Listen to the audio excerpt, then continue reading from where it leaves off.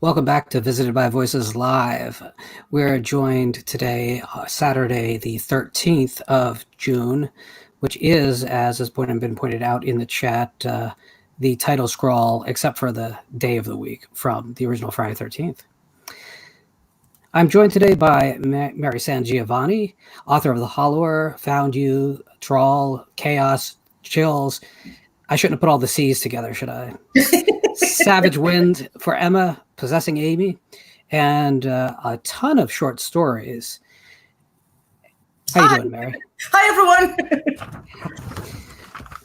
So Mary and I have known each other for a long time. I actually was kind of a little bit shocked to discover that that book put a date on how long I've known you. And we're closer to 2 decades than I thought. Yeah. Oh, yeah. So what happened? How did we get old? That's the first question. Well, see, we're not old. We're vintage. We are classic now, I feel. Well, I think you're classic. I think people have to have nostalgia for something to be classic. I'm more like the new Coke, something they tried for a while. They'll bring it out every 20 years, see if it sticks, and the Crystal Pepsi still tastes like plastic, so forget about it. And Jacob McCullough is in the chat, and he starts off the night with everyone read for Emma. Oh, thanks. Hi, Jake. There you go. Thank you. Appreciate that.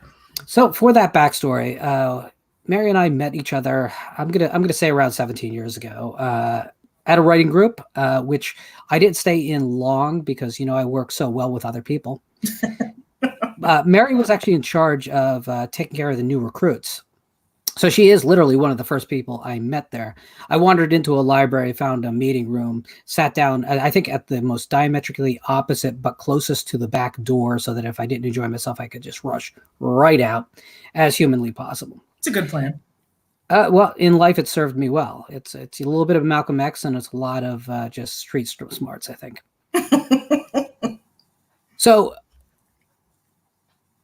I met a lot of people in the group, and of that group, I think it's fair to say you're the one that came out with the career. At least at that time. I mean, obviously there was people that far predated me, but from my experience. So take us from there to now. I mean, obviously at that time you had the Undercover of Night anthology was out. Right. That was, at the time I knew you at first, that was the first. That was your big calling card at that time. Very shortly, that would not be much more than a stepping stone on your resume. But so, what came next?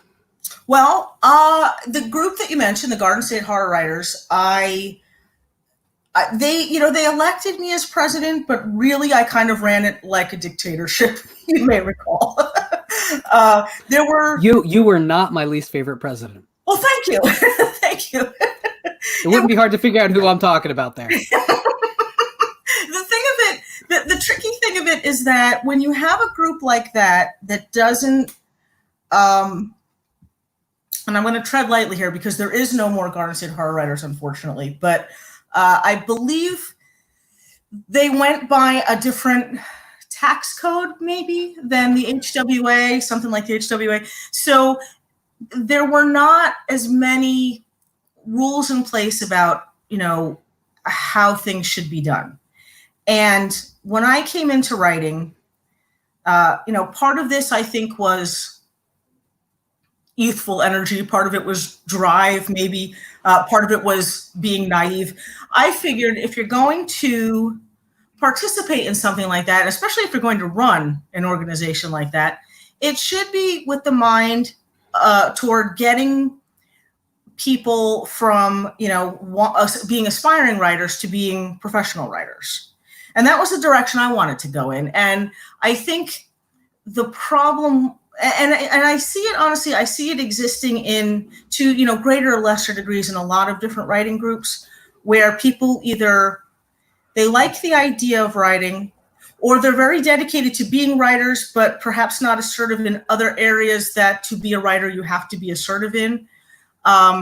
Or it's something that, eventually people just lose interest in. There's 100 different reasons, but I wanted to make this a career. I wanted it to be something that I really wasn't good at much else, to be honest. And I thought it's either this or, I don't know, I could try stripping for a while, or I could, maybe I could teach, but you don't find many teacher strippers. It's just not a well, teacher by day, stripper by night.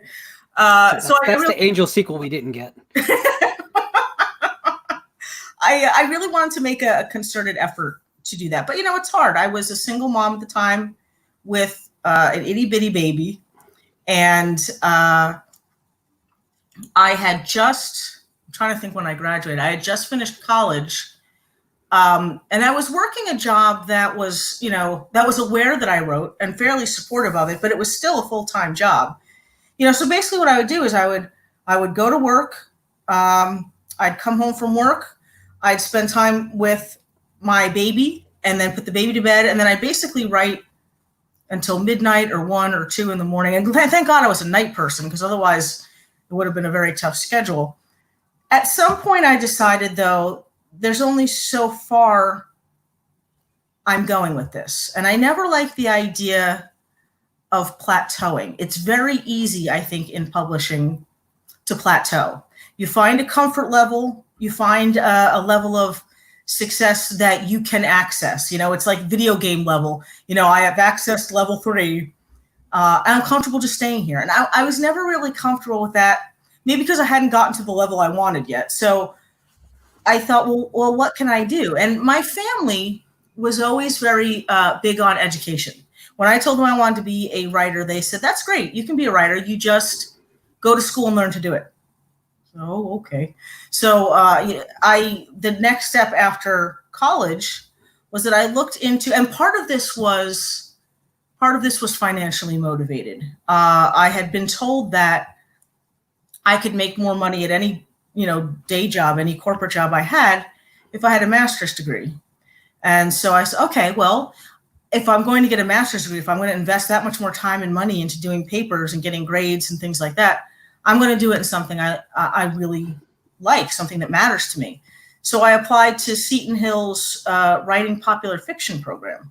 There's a lot of creative writing master's programs, but not a whole lot that are geared, in my opinion, toward both commercial fiction writing, which is essentially what you're doing if you're not doing academic writing, and there's a severe lack in most, at least at the time, in most undergraduate and graduate programs for writers about the business side of things.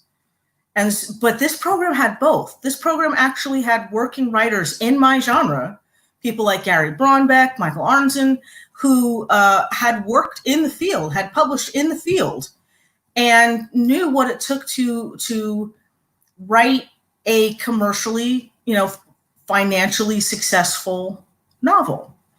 And so at that point, I think it was just a lot of stars aligned the right way. By the time I had finished the graduate work at Seton Hill, our thesis was to write a novel. And I had started novels before and never quite finished them. But I'd had this idea that I thought was a little bit more commercially viable, because I think I tend toward the weird. I tend almost, I don't know, maybe if surreal is the right word, because I like there to be this kind of concrete logic, however weird it is. But some of the plots I had prior to that, like Thrall, which I had been working on prior to that, were a little maybe too weird for a first-time novel to break into like the commercial publishing. So I'd come up with something more boogeyman-esque, and I tried to take that as weird as I could, but that was The Hollower. That was my thesis novel. And because I had, I think, professional writers from the leisure publishing house as advisors, like Gary Brombeck, looking over the novel and telling me not only how to construct a whole novel, which is different than writing short stories. It's a different skill set, but not only how to construct a whole novel, but how to construct a commercially viable novel. I think that leisure was more willing to look at it because of that that overview, I guess, an oversight. And the school was delighted because anytime their students write a thesis novel that then goes on to get published, it looks good for them. So it kind of worked for me in both directions. It looked good for me in both directions. And I had pitched the idea to Don. I gave him Don Doria at the time was the head editor of Leisure Books. And I pitched the idea to him. He liked the idea. I sent the first 3 chapters by either World Horror or the Stokers, whatever was in New York that year. By that point, so I guess it was June maybe, he said, if the rest of the book is as good as the first 3 chapters, I'll buy it. I was like, yay. So I said, well, I can have it done by December. I have to, because that's when I'm graduating. And he said, okay. And then he called me, I think maybe a month or 2 after I turned it in. He called me at work, because back then they didn't email and they only sent you a letter if they were rejecting you. He called me on the phone and he said, I'd like to buy it. And I don't remember anything else he said after that. I think I just went, and I just nodded to, verbally nodded to whatever he offered. And he bought that book. And at the time, Leisure was, and this is sort of an old school reference, but Leisure was, to my generation of writers, what Zebra Books was to the generation before me. It was that, or Avon to the generation before them. Right, exactly. It was that publisher that was willing to take a chance on new writers, that had a larger output maybe than most of the bigger New York publishing houses at the time, and was really sort of a starting ground for a lot of us. And although eventually, they did some damage to careers in that they, went bankrupt and didn't want to tell any of us and didn't want to pay us for anything. They did, to Don's credit, and it had nothing to do with Don. To Don's credit, he did give me a chance to, put out 2 books with Leisure and establish myself at least that far as maybe that tier of writing that I could be published by, professional publishing houses and that sort of thing. And, after that, it was a little bit tough, because Don had told me, and I try to keep this in mind, even now. Don had told me that in order to have a successful writing career, that the attention span of readers is about a year. If you let it go more than a year without putting something out, some book, some novella, some collection of short stories, something, then readers tend to forget about you unless you've already reached like a certain level of fame. So, or because they want to move on to, people who are producing books so that they have something to read. So he said that the best thing you can do is put out, to keep your career going, is put out a book a year. He said, ideally 2 books a year, but if you can only do 1 book a year, at least do that.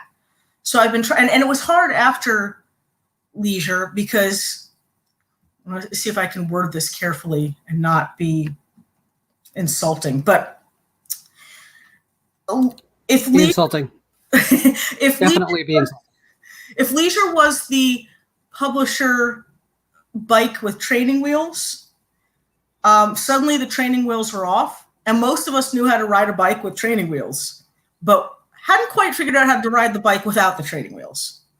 And it was a different.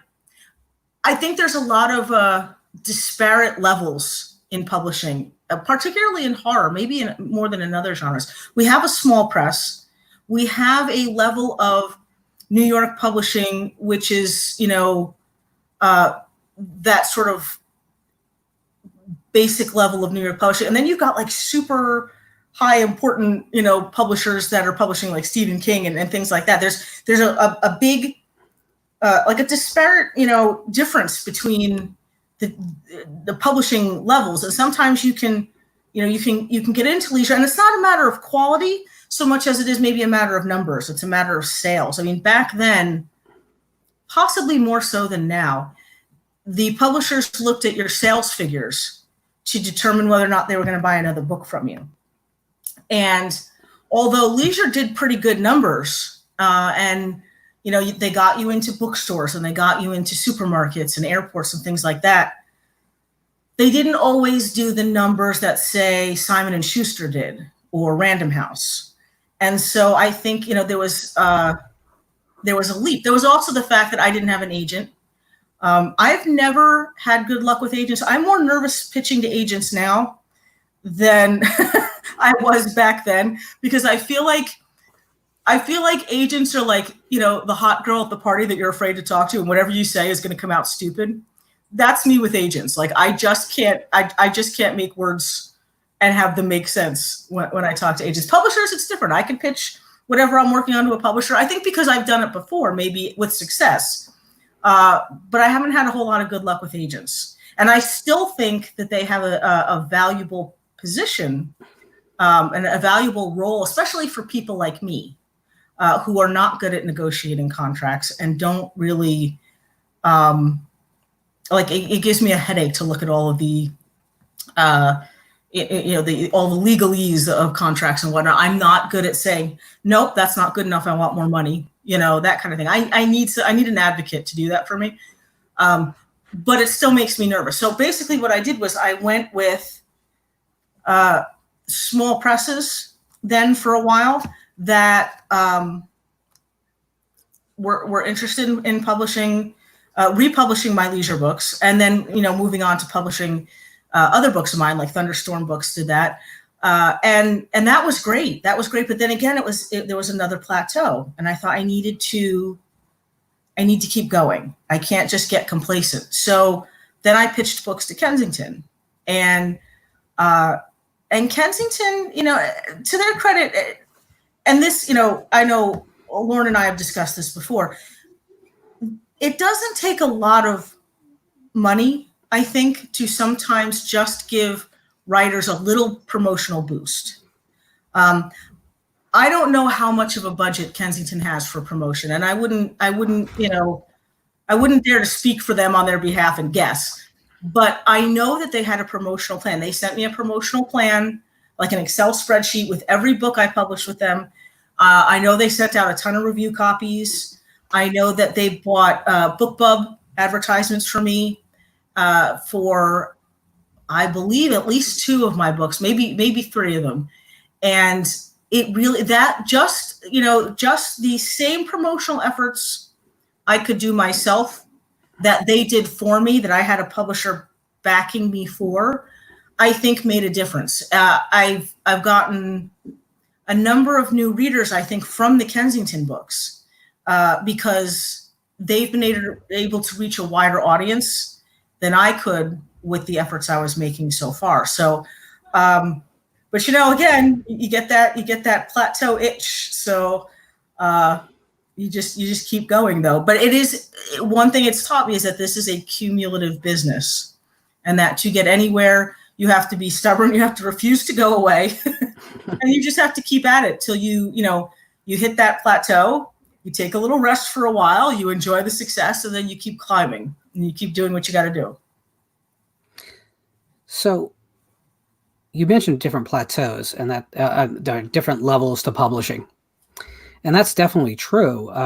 The publishing landscape has changed so hugely, and the horror genre has always kind of been precarious anyway. It doesn't seem like there's ever been a permanent home for the genre at any major publisher. They come and they go. Interest, and it's like anything. I think there's better years and there's worse years.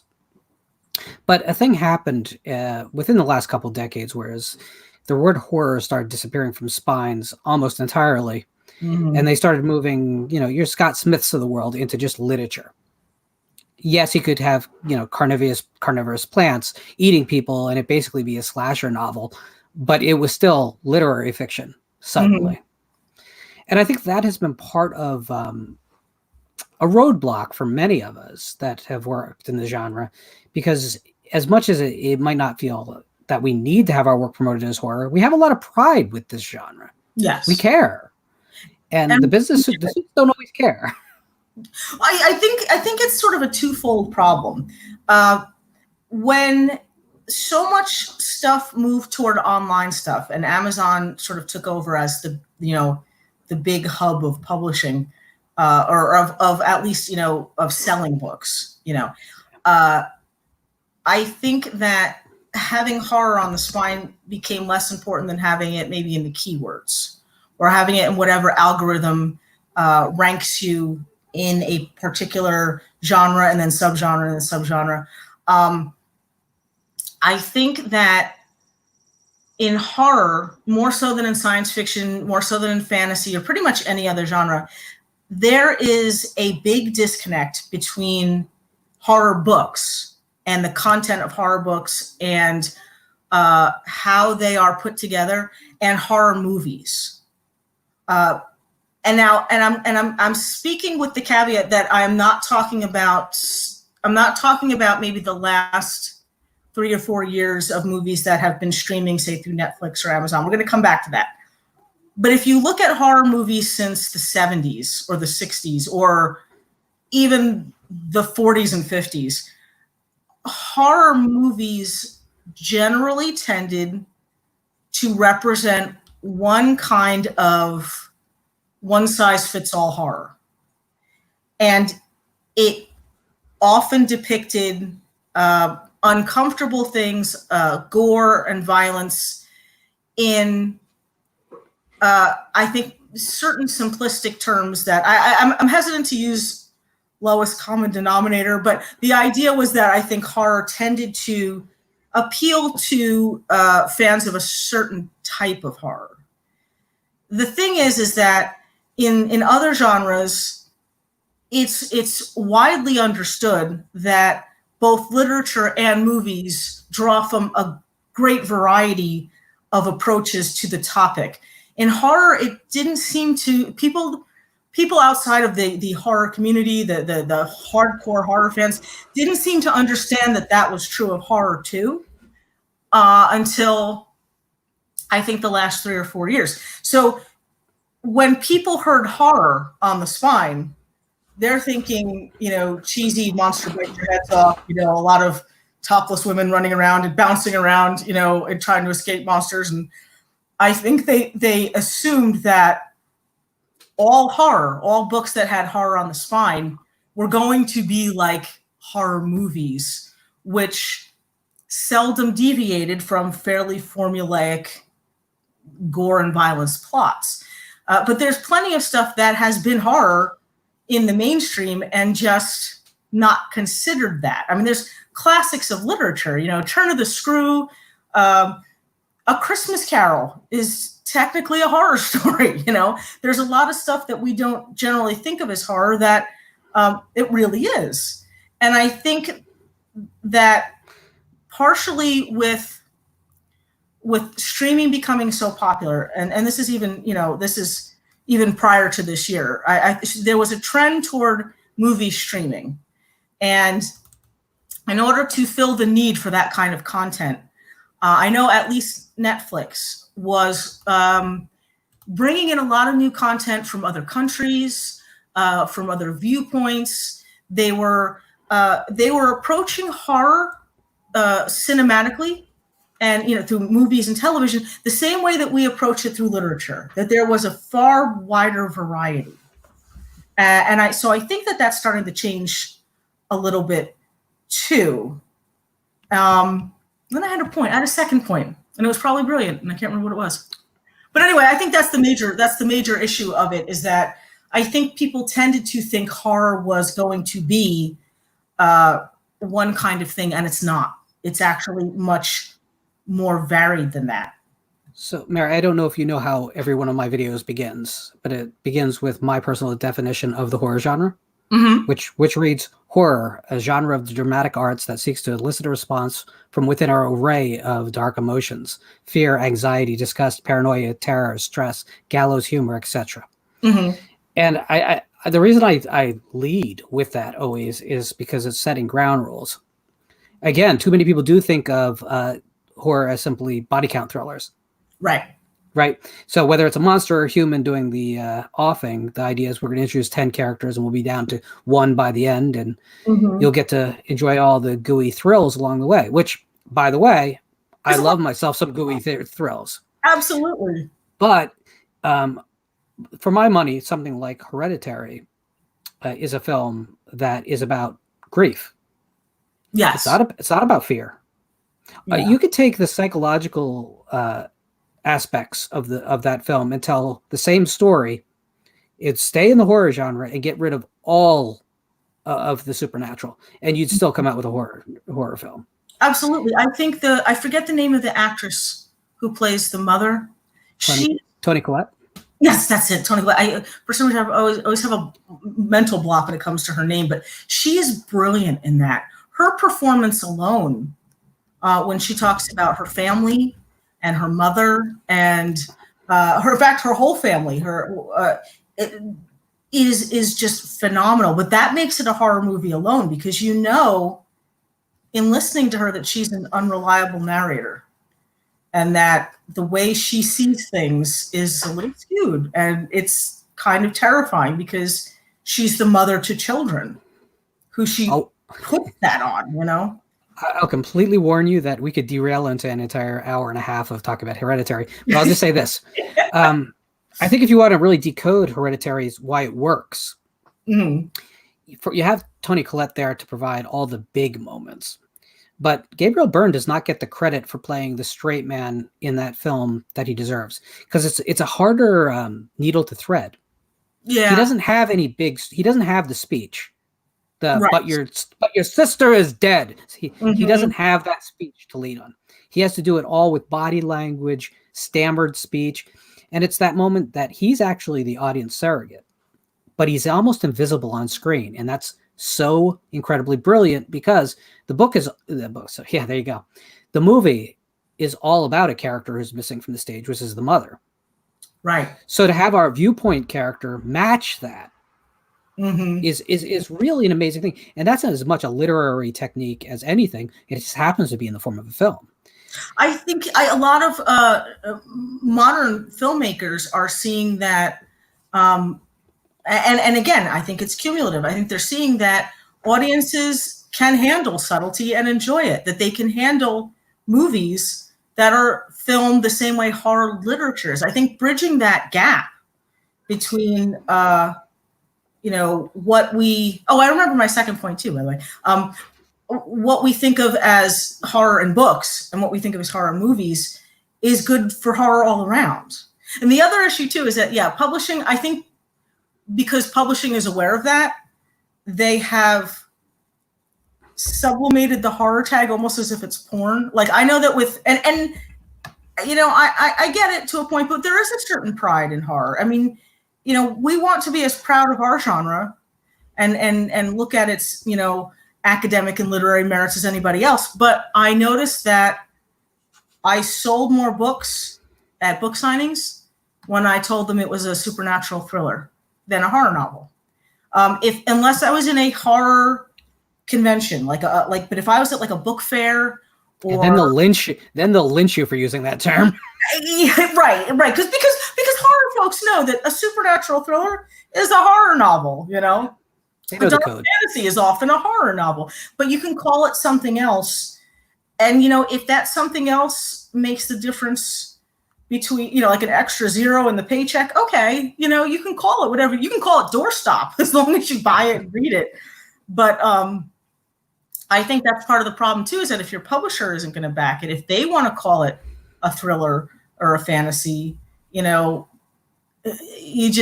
kind of stuck there, you're kind of stuck with I think it's very important for publishers to understand the power of keywords and also understand their own, demographic that they're marketing to. Because I think, especially now, a lot more people are okay with buying something that has horror in the keywords if there's also other keywords that like let them know that this isn't, a gore fest with blood waterfalls and, blood geysers and body parts flying around everywhere. Not that that's not fun sometimes, but not all horror is one way.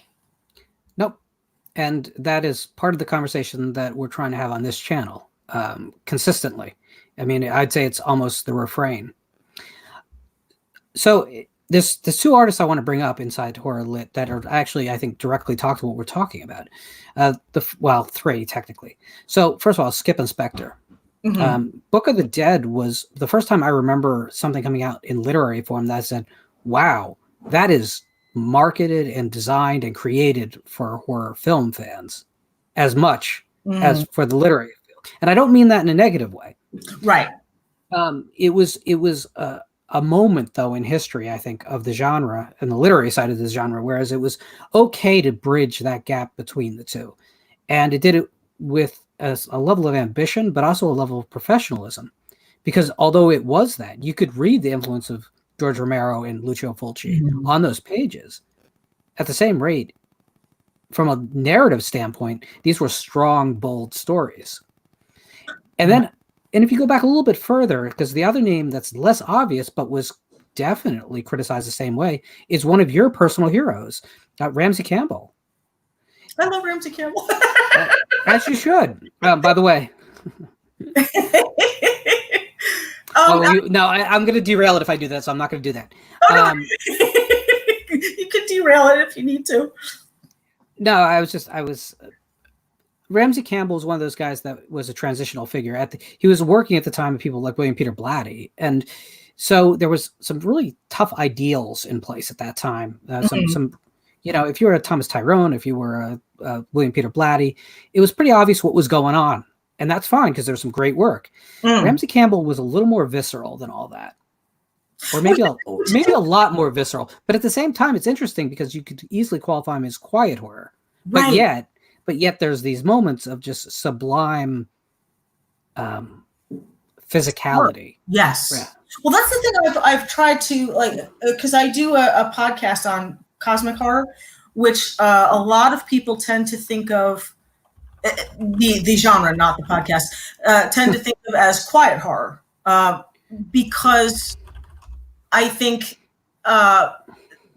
because Lovecraft tended to try to work in a literary vein, people think of cosmic horror as being sort of quiet.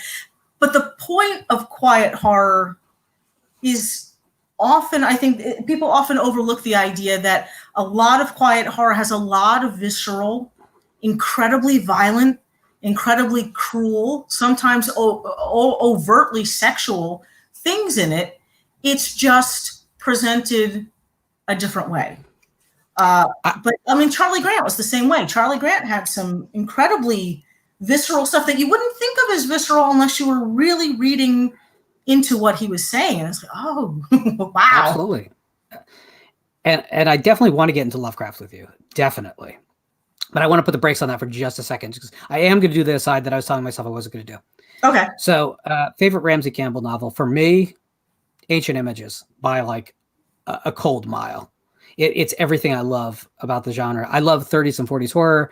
That book is about trying to find a lost Lugosi Karloff film with a great story wrapped around that. It's scary in places, like legit scary, by the way, because I'm a guy who says not much scares me. Like, that's one of the reasons if I didn't have that definition in front of the videos, that the channel would make no sense, because I don't scare. But I want to feel things, and I often feel emotions that no other genre can ever get out of me. Just not necessarily fear. But that Campbell novel, oh my God, it hits all the sweet spots and gets me in the right place. So what's your favorite? Probably the short story collection, along with the horrors. It's one of the few books that I've read more than once. I mean, he has such a subtle way. He could make like a laundry list sound scary, because he understands, and this is very difficult to do. In a movie, you can have stuff happening in the foreground, And you can have stuff happening in the background, which is actually the scary stuff. Like if you look at something like Paranormal Activity, for example, like the first movie when it first came out, one of the creepy things about it is that everything scary is happening in the background. It's like doors opening behind characters or people passing behind them, like in mirrors or something like that. That is not easy to do in literature because readers, especially readers, I think, who are prone to prefer, say, more maybe literary type stuff, are also sort of trained to look for meaning in, like, if you're using words, they must mean something. So it's very difficult to write about things happening in the background without tipping your hand. And Ramsey Campbell has found a way to do that. And every time I read something of his, I try to figure out exactly how it is that he's doing that, how he's managing to let your subconscious know that stuff is happening in the background and that's where the horror is. And it's creeping up on everything he's talking about in the foreground. And he does it so effortlessly and so subtly. And I think that's the thing I admire, because like you said, I want to read something that scares me. I want to read scary stuff because that's the thrill of it for me. I mean, there is shock and disgust in our genre. There is horror, like, say, the ending of the Mist, the movie, like that weighty kind of horror. But there is not often terror. There's not often there's dread, which I think can evolve into terror if you do it right. But a truly scary story, especially when you're one of the magicians that knows all the magic tricks for making something scary, it's harder and harder to find something genuinely scary. And I think that the trick of it, at least for me, for the stuff that I prefer, is that nuanced way of having things happen in the foreground and the background, so that there's no place that you can, like, quote, stand in the story and be safe. Yeah, there's no place to do things and not be subject to the terror. Yeah, so Campbell is particularly good at what I call parallelism, whereas the subtle gradation in the plot between the hard plot and really the intentions of the plot under it, and it comes through, but it has to move at the same time and it has to be relayed with the same vocabulary at the same moment. And that's it's an exceptional skill to have. I wish I had his skill, clearly, but it's an amazing thing. But also dark mirroring he uses, like, exceptionally well, whereas the attributes you're expected as a reader to understand really belong to a different character or setting or place are being put into a different place. So he trusts that the reader will be able to draw those conclusions on their own, so that when he pays it out, because I say this all the time, but horror is much like telling a joke. It's 90 pages of setup and 10 pages of payout, which is your punchline. And once in a while, there's a callback. Yeah, well, if it's done right, I mean, the best jokes you've ever heard are ones that, when you think back, mean more than just they have more than just the laughter to them, which is why George Carlin or Eddie Murphy's early stuff endures, and Richard Pryor definitely does. Right, exactly. So horror has to operate the kind of a very similar way. And I think that's just a matter of drama and the function of structure, really, more than anything else. You say, but what do I know? I'm the high school graduate here. I'm not the master. No, I agree. I think that's actually a very good way to put it, that there's because there's always been, I think, that thin line between something being funny and something being horrific. And I think it is because they operate the same. You have to build them up the same way, and you have to be very careful to, pay off the right way, or it goes in the opposite direction you mean it to. Yeah, no, I agree with that. So after 40 minutes, I'm going to get around to what's traditionally my first question for my guests. I'm like, why not? You just ask me something. I'll just go for 40 minutes. No, let me tell you, Mary, this is what I want the show always to be. I always want it to be conversations. I always want it to be free flowing and go where it wants to go, because frankly, that's what I want to happen in the chat. I encourage everyone in the chat, and I did this literally just 2 days ago. I want every one of them to pick up a paintbrush or start clattering on a keyboard or pick up a camera or start their own YouTube channel or all of those things, because I'm guilty of all of those things. So but I want them to do it because I think more voices are what we need, not less. I agree. But my question is, what originally brought you to horror? What was that moment when you realized that this was going to be important to you, that this was something you were going to carry through your life? It's funny. When I was little, and I guess I must have been really little, like probably like 6 or 7. I was kind of a scaredy cat. I was sort of afraid of everything. And I remember this sort of, I was like, I can remember being afraid of a vampire coming in. I don't even know how I knew what a vampire was. I was afraid of a vampire coming into my room at night and killing me. And I remember thinking, in child logic, mind you, that if I pretend to be a vampire, then the vampire will think I'm one of them and it will leave me alone. And I think what it did was it sort of started this train of, if you can understand the horror, if you can embrace it, then you don't need to be scared of it. You can use it as a tool for a number of things, a number of cathartic things, a number of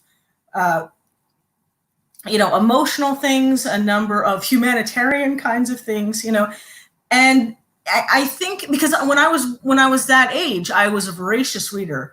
And, my mother would take me to the library every Saturday and get me a stack of books taller than my head. And my father would tell me all kinds of science fiction and fantasy stories, like from plots of real novels that I was too young to have understood reading them, like Isaac Asimov. Like I learned about the rules of robotics probably before, I learned the 10 Commandments, I learned, he told me fantasy. To be fair, they're more useful. So they're handier nowadays. But all that stuff, like fantasy and science fiction, I loved. I love the idea of worlds beyond worlds, of stuff beyond the reality that we see. And I think that's why a lot of my horror tends to be supernatural or have that element of what is beyond the reality, that the basic mundane reality of everyday life. But I think it was probably somewhere around this discovery of embracing horror rather than being afraid of it that I just did like a complete 180. I think the other thing too was that if I was homesick, my father worked, my mother worked part-time. And when I was old enough to stay home on my own, they would leave me with movies. And they were always very good about it. They never really cared much about like I could read grown-up books and that didn't bother them. Movies, they were a little bit more careful about. So they started leaving me a bunch of science fiction videotapes I'd pop in the VCR and watch while I was sick. And then I ran through all them. And I don't know if this was like a lapse in parental judgment or if I found something I wasn't supposed to, but I watched The Exorcist 3 and I just fell in love because to me, all the stuff we were talking about the subtleties of horror, about giving your subconscious just enough to react without giving it time to process. That's what The Exorcist 3 does. It is a phenomenal story. It's to me, it is still one of the scariest movies I have ever seen. And it contains one of the scariest scenes I think ever put on film. And I say this to young folks who have never seen it, maybe, don't go look it up on YouTube. All right, don't just look up the scene because you won't get it. You need to watch the movie in context, the scene in context with the movie. But it's that long hallway scene with the nurse. Mm-hmm. Everyone in the chat knows what you're talking about. I guarantee my audience got it. It is absolutely terrifying partially because by this point in the movie, you understand the threat. It's a movie with very little, if any, blood. Very little blood. There's a little at the end. There's very little blood. There's very little visual depictions of violence. But what they give you is enough to trigger that warning flag in your subconscious, that gut instinct, that caveman instinct, that this is bad, this is a problem. And they give you just enough in like a quick little scene, and then they cut away to something else. And they do it with dialogue too. They'll say, this is the horrible thing that just happened. This is the brutality and cruelty that we're looking at, and then cut away to something else. And so your brain only has enough time to register the horror without being able to rationalize and process and get over it. So you spend the entire movie tense. And to me, that's a brilliant way to do it. I think we try to do it in books by, having scenes sort of like the ends of chapters sort of cut off, or they leave you with one, dark line, and then you move on to the next chapter. That's a little bit like the same kind of thing, the same kind of idea, but it is a brilliant way to do something that's scary, I think.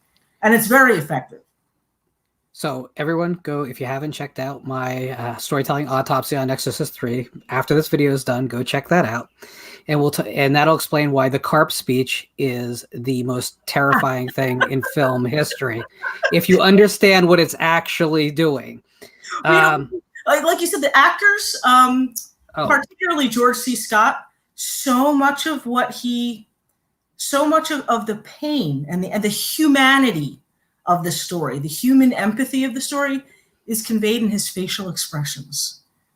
There's a scene with him and a priest in a bar, and they're talking about the crime, the case that he's working on. And so much is conveyed, more so than what they're talking about.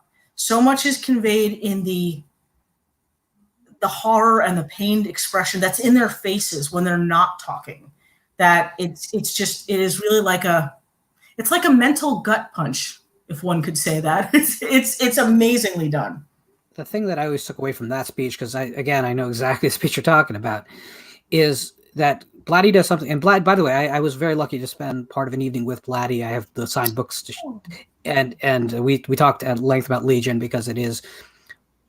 I go back and forth. Brian Hodges' Prototype, Legion by William Peter Blatty. Sometimes when I'm feeling real nostalgic and not thinking straight, Stephen King, The Stand, are my favorite novels, because I can't justify that ending. I'm sorry. But the thing is, in that speech, what sells the speech, and even a lesser actor probably would have gotten some mileage out of it. Mm-hmm. You got George C. Scott, you got a big crutch there. But is in the middle of the speech, he's talking to his friend, and he refers to him, and they don't bother giving you context. And that's what's important. It feels like that moment exists. He says, "The boy, Mr. Bones, was crucified on a pair of rowing oars." Mm-hmm. And at just that moment, it's a stupid Star Trek reference in this pained speech, which would only happen between two people who really know and are affectionate for one another. It's these little moments that separate the great writing from the typical writing I'm seeing in, say, the Conjuring universe, which I make no bones about, is as cookie cutter and dry and ineffectual to me as anything I've ever seen, to be honest. They're very well made, generally speaking. Well, maybe not the Nun. Not the Nun. That wasn't well made, but am I too honest? Is that you remember how honest I am, don't you? It's all good. It's all good. I remember standing up at the Garden State Horror Race and saying, "What the hell are we doing here?" Anyway, I do remember you saying once, like, "What is wrong with you people?" And at the time, you were probably appalled, but I was right. I still talk to Jen all the time, by the way. Oh, nice. She's actually in my critique group. Oh, really? Oh, good. Yeah. Anyway, but I think if you look at something like Exorcist 3, it actually does provide the road forward for the genre. And I think that's what A24 as a company, that they put out The Witch, they put out Hereditary, the upcoming Saint Maud, which if this pandemic ever lifts, we might actually get to see. And the Reborn Hammer Studios, I don't know if you saw The Lodge this year. No. Oh my God, Mary, you need to stream it tonight. I don't care how late we go. You're going tonight. It's so good. Okay. And that's the end of the show. No, I do think you're right, because earlier you said that you thought in the last 3 years or so things started to pull in film, started to become more literary, and I agree with that. I think that there are some real signs of hope. I've been getting into world cinema a lot more than domestic cinema, and for instance, if I could really, if after seeing The Lodge you trust me, sit down and watch an Indian film called Game Over, which is one of my favorite films of all time. Came out last year. I saw it at a little Indian theater in Edison, New Jersey. Oh wow! and it's available. I think it's Prime, but if it's not Prime, it's Netflix. But you have to search for it. It'll never just come up as a suggested title. And you want the Tamil version, not the Hindi version. But whatever. I'll get that all to you in writing so you don't forget if you're really interested. It is the best exploration of guilt that you can feel in a society that demonizes the victims. That's what it's about. Wow. And yet here's what's going to shock you. It's a straight up slasher film. Huh. And yet, you will go through a variety of emotions. You will genuinely care about the characters. Tapsi Pannu plays Swapna, and she is my favorite final girl of all time because she has such incredible depth to her. Oh, wow. It's an exploration of that word victim. Like it's a real exploration of it, not just superficial. And so I think if you're willing to dig a little deep, there's some great stuff right now that is bridging the world between film and literature. But unfortunately, is it coming to the multiplex? Less often than you'd expect. But right. But you know what? I think that's going to, and I think, even before this year, I think it was heading toward this anyway. I think people like the idea of having new movies at their fingertips that they can watch from the comfort of their couches with their bathroom 2 feet away, and their soft drink and their bowl of snacks that they don't have to pay like $30 for. And I think that Netflix really capitalized on this, and part of it I think is that some of the horror that they've adapted from books. People are starting to notice that horror is being adapted from books, and it's not like the horror that they've seen in the past, And I'll be honest, I think in bringing world horror to an American audience, we're seeing the depth that other countries, because other countries with different languages, different customs, different laws, different spiritual viewpoints about morality and about life and death and the value of life, and about the horrors that pertain specifically to the societies making the movies. I think we're seeing a much broader approach to horror, even if it's the same kind of plot, like the Tale of Two Sisters. Awesome. And it is, I think, correct me if I'm wrong, I believe it's a Japanese version of a story that was then made into an American version called The Uninvited, maybe. You got that all right, except it was Korean, but I don't ever want to think about The Uninvited ever again in my life, so I kind of hate you right now for mentioning it. I'm sorry. But there's also a German version of this movie that is done, and again, it's the same basic plot, which I kind of don't want to spoil if people haven't seen it. It's the same basic plot, but 3 different presentations of this, 3 different approaches to this story. And I'll tell you, even though I knew the, aha surprise moment before they got to it in the German version, I was still fascinated by the way that it was presented, because again, I think it's fascinating to see how different cultural influences define the horror that country produces, or that particular culture produces. And I think that in seeing that, people are becoming more aware that horror can be this sort of multifold, varied thing. And this is people outside of normal horror that are watching this. I think stuff like The Bird Box being made into a movie showed people that, like, no, there's horror that even you who is not a horror fan would like. It's becoming a little bit more commercially accepted, a little less one step up from porn, And I think it's great to see it, because I think it's great for all of us. Well, I think the horror genre, if in a modern sense, has been reduced to stories about mortality and morality, which in a way isn't a bad thing. But it has been reduced to that, because I think it can be a lot more than that. But so the thing is, like in Indonesia right now, there's a huge horror boom in film. And it's one of the things I love about it is the stories, you can see the parallels. Oh, okay. So in other words, Jellinkung is actually kind of their variation on Insidious. But because of the cultural differences and because of their nature of how their drama has traditionally been presented on stage and television and film, it's a completely different experience. Even though you're gonna understand where the touchstones came from, you're gonna understand where the inspirations. And I think that's really kind of fascinating. And if I was in that culture, I might feel like it's lazy or tired at this point, but I'm not. So it's giving me a window into how that culture views mortality and morality. And I think that that's kind of beyond fascinating. But it's, someone in South Korea, however, probably looks at American films, or at least independent American films, and probably is fascinated by certain aspects of how we view things and the contrasts there. Well, like found footage, I'm finding, found footage here, which I admit I am a total sucker for. If it is a found footage movie, and even more so if it's a found footage movie with demonic possession, it could be the crappiest piece of shit. I will still watch it, and I will watch it to the end.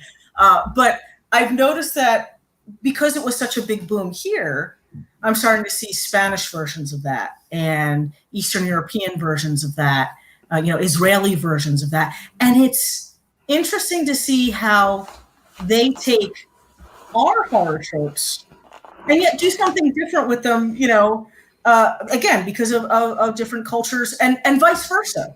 Like we're taking old myths from Russia and Japan and Sweden and Norway. Like some of the Nordic horror movies, I think, are some of the best I've seen yet. Because there's Sen and Tenchi. I'm sorry. Have you seen Sen and Tenchi? No, not yet. There's another link I have to send you. Oh my god! Oh my god! You're gonna love. There's like an inherent coldness there because they live in darkness for so many months of the year, and it's in their movies. Like I've noticed that, and I think part of it too might have to deal with the fact that they may not have the same restrictions that we do in a horror movie meant for commercial release, because independent movies will do this. Like, so there's a certain level of unexpectedness when you're watching foreign horror films because they don't have the same restrictions we do. So there may be levels of violence or gore or cruelty or torture or psychological bludgeoning that American horror films don't always attempt anymore if they're looking for a commercial release, because I think they try to sort of vanilla a lot of what they release for us, which again, in our genre, because our genre deals with certain outliers of society, unlike maybe romance or comedy or something like that, then some of the best work that would rely on using those outliers is sort of shunted off of the commercial stage, and people miss out. So one more just suggestion for you: if you haven't seen any of the Siction films from Turkey, amazing works. And if you like possession, I do. Oh, so Islamic possession movies. Oh, okay. Oh, yeah. So the sixth film is nonstop. Like it from the opening scene to the end of the film, it just bludgeons the hell out of you. You feel like a seal on a dock being clubbed to death for about an hour and a half. Oh no, it's an amazing. And the beauty is, if you want to shortcut the series and just watch the through line, you just need to watch the third and sixth film because they're the two that are conjoined. All the other ones are peripheral stories. Gotcha. But I really, oh my God, no, it's and that's the thing. It frustrates me that there's so much great going on throughout the world, and we're kind of stuck at the moment, except for A24, and of course from Britain Hammer, and every once in a while something sneaks out. But in general, we get, the Bye Bye Man, and that's where we're at. Right. I pick on the Bye Bye Man way too much. I got to find a different example. Well, because I do know some independent filmmakers, and in knowing them well enough to have heard the stories about trying to get funding and how this person, like how they're so limited in what they can do and what they can afford. I try to give movies the benefit of the doubt that they may be somebody else's good friend who made this movie, and like somebody's mom somewhere is proud that this movie is out because their baby made this movie, and I want to like it all. And then sometimes I'm just like, it's like, do you not have the friend that tells you don't wear that because you don't look good? It's like that. It's like this movie is sort of tone deaf. And I've always said the same thing. I say, and this is as crude as it sounds, but I'm like, you got topless for that? Right. I'm not criticizing the choice. I'm criticizing the project. Like clearly you don't even have the budget to pay her to get topless. That's right. It's not right. Don't something immoral about that. I mean, if you had something like one more pass with the screenplay, something. Right. But I think that the funny thing is, most people will come to the horror genre through film, and that's something we acknowledge freely today. Right. And that wasn't always true. I mean, it used to be like horror writers weren't allowed to kind of discuss horror movies except if we were really in a private setting, because that was like almost like talking about the enemy. Right. And the thing of it is that we probably all came into it with just as much love for horror movies as for books. That was the other disconnect too, is that unlike in other genres, people, like if you're a science fiction fan, you're probably a reader and a fan of both the movies and the books, because the movies are, often adapted from the books. In horror, there are horror readers who are also fans of horror movies, and then there are horror movie fans. And this is not to disparage them, but a number of them are not readers. And if they have picked up anything with words on it, it's maybe been a comic book, which is cool, but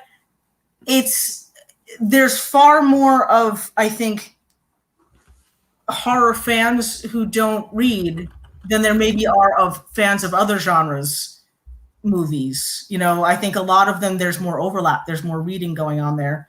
And I'm not sure how to bridge that except to show maybe that, the stories that you enjoy in a movie, you can find in a graphic novel or a novel, or short stories, or, like if I am at a horror convention and it's, because there's two different kinds of horror conventions. There's like this sort of book festival type horror conventions where writers have a prominent place. And then there are, and this is a generalization. This doesn't apply to everybody, but there are the kinds of horror conventions which are basically movie centric, and you're lucky if you get a folding table in the hallway, because you're a writer. And when I'm at those and people tend to come up to me and they're not readers, I try to sell them short story collections, because it's far less of an investment. It's like the one night stand of writing. Like, I get that you don't want a long-term novel relationship with me. Just read my short stories, and then you can be out in the morning, leave the money on the dresser. It's all good, So actually, that's a great point, because it's a curious point, actually, is what I should say, because I've always said that short stories should be the predominant form in where we stand, with the attention span and just the fact that less people are reading. You'd think the more people would be likely to read something shorter, but sales don't really show that out. It seems that the novel still is the form people prefer if they read at all. It's a weird disconnect. There's I think maybe an old holdover from publishing, like in the 80s. I remember when I first started, they told me that a horror novel should be 80 to 100,000 words. And this was a horror novel. You'll never get that now. No. That advice will never come now. And it was the idea that you have to justify the costs that we're spending on the printer and the cover and the blah, blah, blah. People need to feel like if they're putting in their $5.95, which I think was what it was at the time, that they're getting their money's worth. But now, I think shorter. Most of my novels come in somewhere between 70 and 80,000, and even that, I've heard people talk about an ideal length for horror is probably a novella. And 40 to 65 is what I consistently am hearing. Which sounds ridiculous to me and you. I know that it does, but it sounds incomplete. Really, it does. It does. That's because you're. But I also think it depends on the horror that you're writing. I think if you're going for the quick punch, if you're going for the kind of story where maybe the shock of the revelation is the driving force, you know, and that's not any kind of commentary on quality.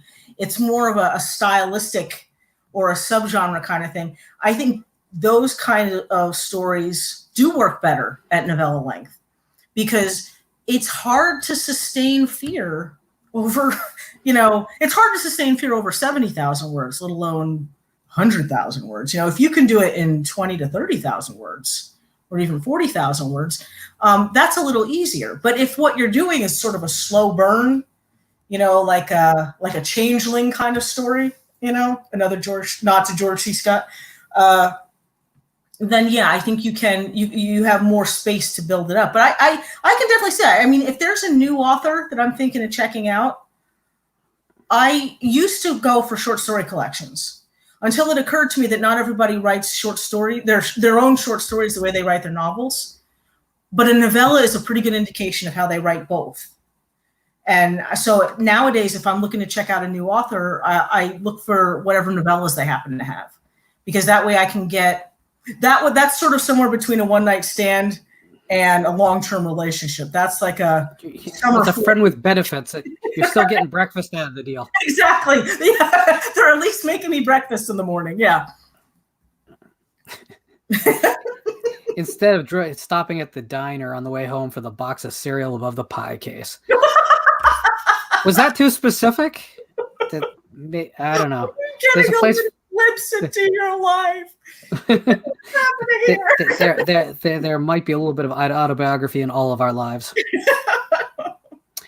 So actually, I was going to ask you that. I mean, who are the newer writers that are on your radar at this point? Well, you know, it's funny. I used to be not only a voracious reader, but a fast reader. I used to be a fast reader, and I'm not anymore. And here's why. I was trying to figure this out. And it occurred to me, and this is a long roundabout way to get to your answer. I grew up in a house where there were 5 of us to begin with. And then at one point there were 7 of us in the house. And it was an Italian household. There was not a lot of quiet time. There was not a lot of private time. The only place I got to read and was left alone was in the tub. And then once I discovered audiobooks, then when I was driving. So I think part of what has slowed my reading down is that even now, where I live in a house with one other person and a cat, I still think of reading as something I'm supposed to be doing in the tub. But I do a lot of reading for Cosmic Shenanigans, which is the podcast that I do on cosmic horror. So most of the stuff I've been reading lately is cosmic horror related. And some of it's new. Like I just heard about a book called The Cosmology of Monsters. And I feel like I'm coming super late to this party because everybody's telling me, I think Sean Hamill is the writer, and everybody's telling me it's this phenomenal book, and it's cosmic horror. So that's definitely something I want to check out. I like Summer Cannon's work, even though Summer's stuff is gorier than I would usually be comfortable with. Like she's, you know, she has all of this nice prose, and then she sticks a knife in your eye. You know, it's kind of at it like this violence out of nowhere kind of, but it's very well done. I like. I mean, if we're talking new writers, like new writers, then I think I'm woefully behind in my reading. But like Stephen Kazanowski, I think is good. I think that I'd like to try some of Autumn Christian's stuff. I've heard great things about her. Mostly what I've been reading though is classics that I should have read 20 years ago. You know, things I'm trying to catch up on. And then there's people who are like new to me, like Peter Klein's. You know. Oh yeah. I his book 14 is on my list. I want to check that out. You really can't go wrong, so just pick. Kathy Koja, I'd like to read the cipher. So can I give you I love the cipher, but can I give you one sort of okay, you don't have to take this advice. Okay. And most won't. Cipher is really brilliant, but Bad Brains is probably the introduction novel. Okay. See, the cipher I figured because that comes up on lists very frequently of cosmic horror, and I thought it was something I could cover on the show. So it is cosmic horror, but it's also it's a smaller scale with just implications of larger. Okay. Listen, again, you know how I feel about Kathy's work. It's hard for me to say not to read anything, and Cipher is a masterpiece. It is one of the 90s masterpieces. It's one of the great novels of the 90s. So I can't say no. I just think if you're going to get into her, it might be kind of heady place to begin. Okay. Even though it's where I did begin and where most people do. I kind of wish I'd done it in a different order. Yeah. I'm just going to give one name out there that I want people to take notice of. Okay. Ania Alborn. Yes, she's on my list. Oh my God. A list of, see, that's the thing of it. I'm aware of a number of new writers who've been on my radar because they've come up as people that people are frequently talking about. And to be honest, a number of them came up because I was looking for new cosmic horror, but not in all cases. And everything I've heard about, is it Anya Alborn? I've never heard it actually pronounced out loud. I've just always seen it in print. And Ania, it's Ania, so I always Ania. But I definitely want to check out her stuff because she comes up on my radar a lot. Yeah. Christy comes up a lot. I'd like to try her stuff. Kevin Lucia, I've read Kevin Lucia's stuff. I like his stuff. He's relatively new. I did a reading with him. Like, he's such a nice guy too. He's so sweet. Absolutely. So I think though that the important thing people to notice is that there are new names out there, yes. And there always have been. By the way, there was a point whereas all the 90s guys, which I consider to be the last big class of horror, came out, and at that time, even that, it was a tough road to get recognized in a world where the mainstream press is really only interested in one name to represent horror. They get to do their one King review every year. They give it a 3 or 4 star review, and then they get to say, look, we cover horror. Sure we do. Sure. Look, he saw, right? And meanwhile, like, there's all this great work, and in many cases, and I'm not bashing Steve, because Stephen King has produced some of the all-time great horror fiction ever, but no one produces the best thing in the genre every year. There's no one that does that. And so I think he'd be the first one to say, no, go read somebody else's stuff, check this out, check that out. Right. And it just is one of those things, though, the press can't get enough of talking about Stephen King, and Hollywood can't get enough of remaking films they've already made. Yes. And in the meantime, there's way too many artists who deserve the shot. Mm-hmm. And that's the thing of it, especially with this this push toward streaming and making, not just movies, but, television series out of people's work.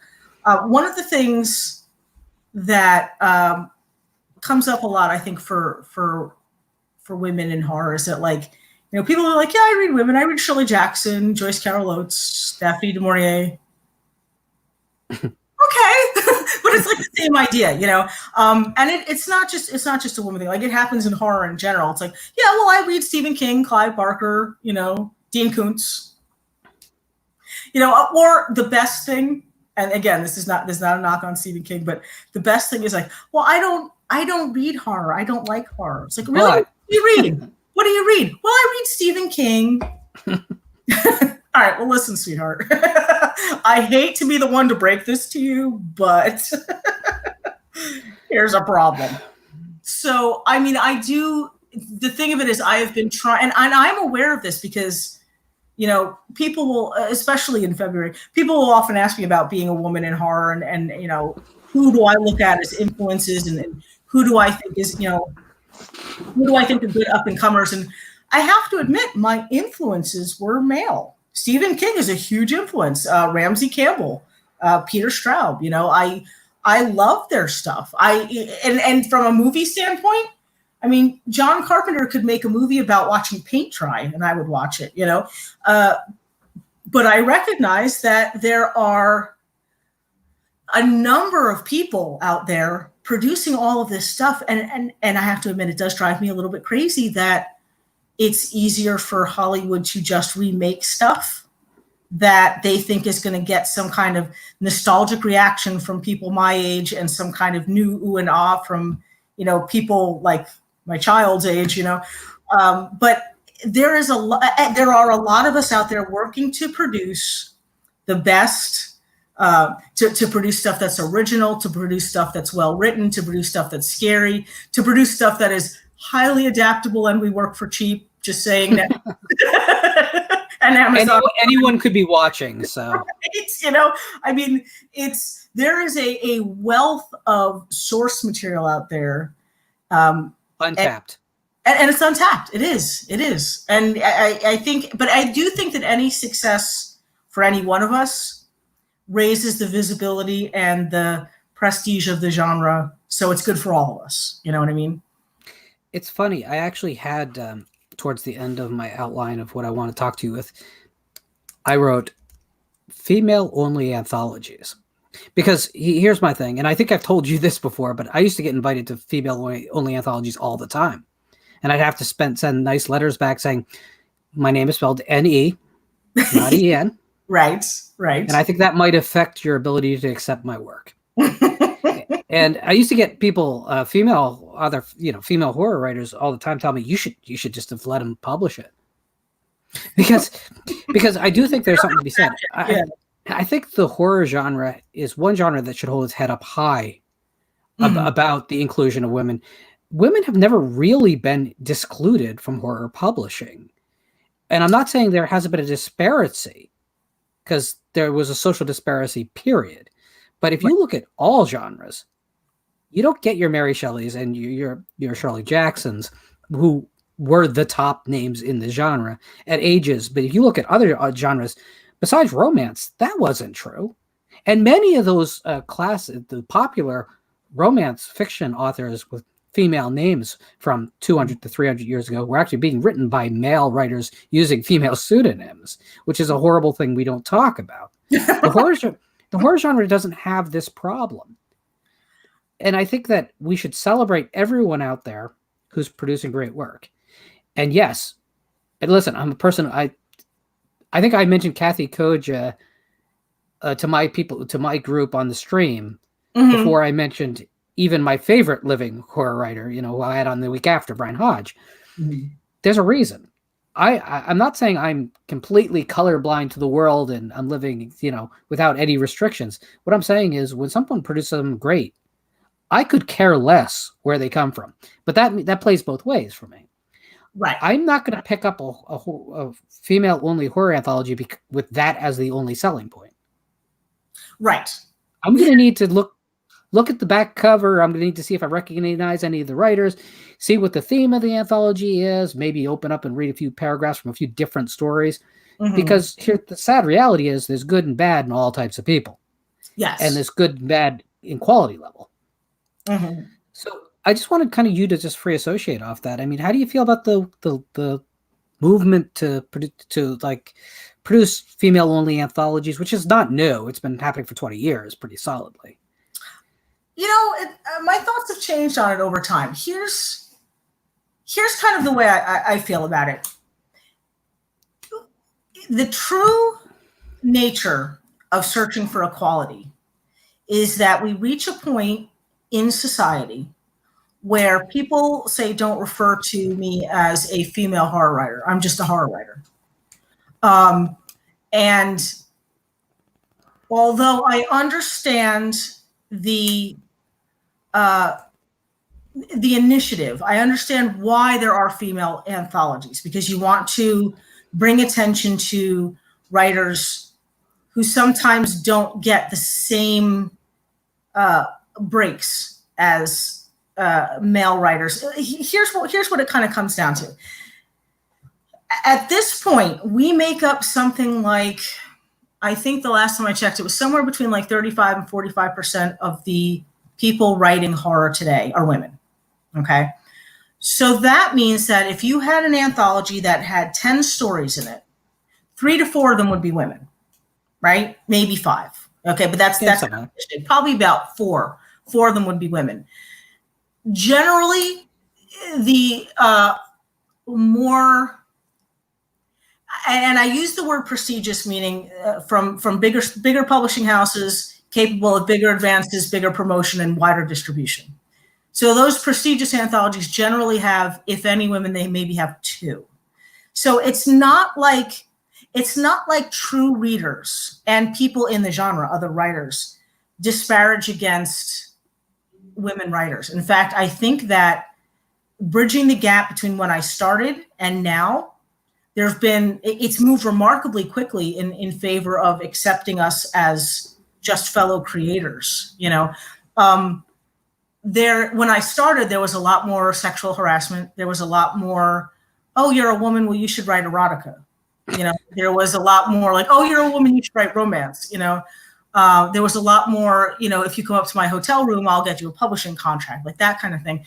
I don't think it's that unbalanced now. I think that a lot of that has to do with, you know, men advocating for us as professionals, not like, hey, you know, this is my friend, she's a girl, just, you know, give her a bone and give her a chance. I think it comes down to money.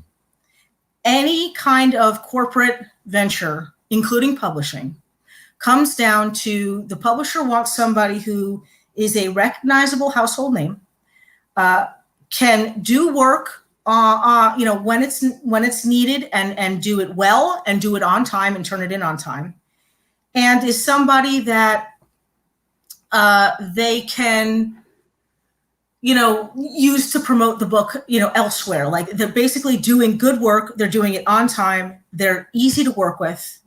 They're, you know, reasonable in terms of what they're expecting to be paid, and readers will respond, which means readers will buy more books because that person is in the anthology, thus making the publisher more money. The real disadvantage that we're at as women is that we haven't been around long enough to become the kind of name that pulls in the same amount of readers as some of our male counterparts. Like somebody in the business who, like a guy who's been in the business as long as I'll take, and again, and this is certainly not, you know, disparaging Brian Keene, but Brian and I have been doing this about the same amount of time. Maybe Brian's not a good example because Brian hit success very early. But if it comes down to an editor at a dinner, let's say, talking to both of us, the editor will ask Brian for work before he asks me for it. And that's because, you know, Brian has a track record of, you know, doing good work, doing it on time, getting it in, you know, he's available when people need him.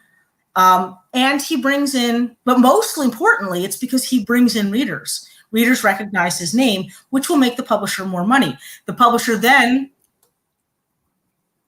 or the editor, can then pitch the project to a bigger house because they have Brian's name attached to it, something like that. Part of it is assertiveness. We mentioned in the beginning that not all writers are as assertive as they could be because they're scared. I mean, and I think it's, in some cases that goes double for women because women are taught that it's not ladylike to be assertive, even in business, that you're a bitch if you ask where your check is, you know, or that you're being too pushy if you tell them that the terms of the contract they offered you are not fair to you.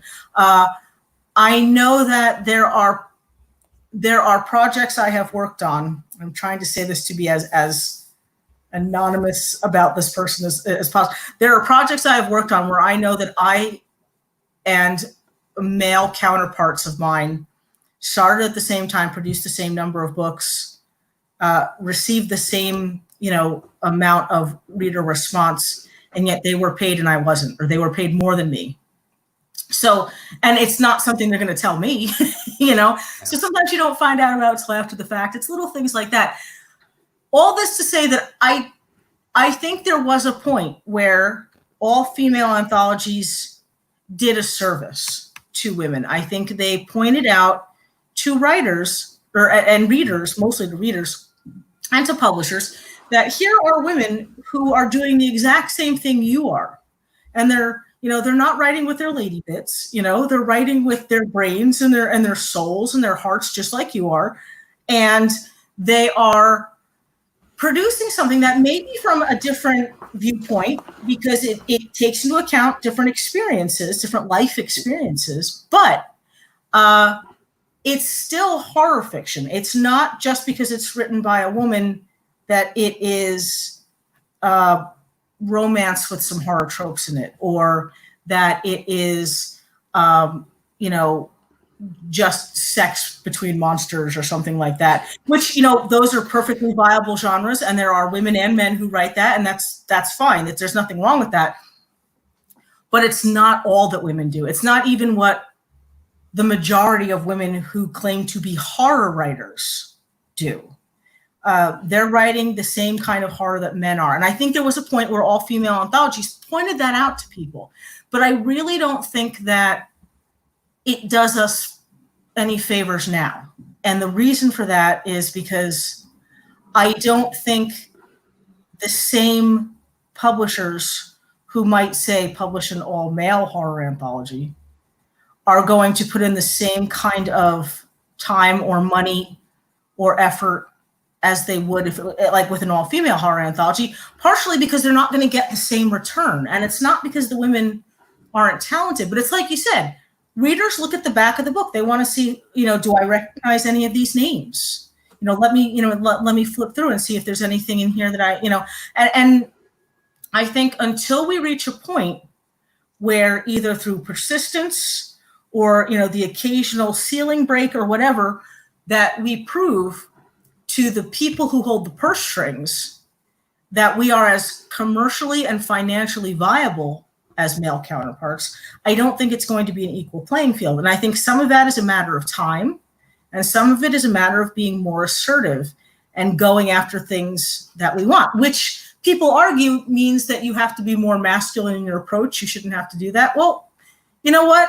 I think that's a misappropriation of that word. Yeah. And I hear it all the time. I'm sorry, I completely interrupted you, and that's not what I wanted to do. But you hit a tripwire with me. Yeah, no. There's this association that happens with people with especially fields of drama that include violence. So action, horror, even certain types of mystery, and they equate that with masculinity. Mm-hmm. And I find that so incredibly wrongheaded and having no basis in the history of the genres. Yeah. I'm sorry, if anyone with even a cursory view back can find that there have been women writers who have been writing the hard stuff, and there's been male writers who have written the soft, quiet, romantic horror, right, since the beginning of the genre. So I don't even know where these stereotypes even come from that play along gender lines. I think people thought that women would shy away from violence. I mean, I think that was the idea maybe in the 1800s. But people failed to realize that, for one thing, our whole lives, from the time that we're little girls, we're taught about violence. We're taught about strangers who would abduct you and hurt you.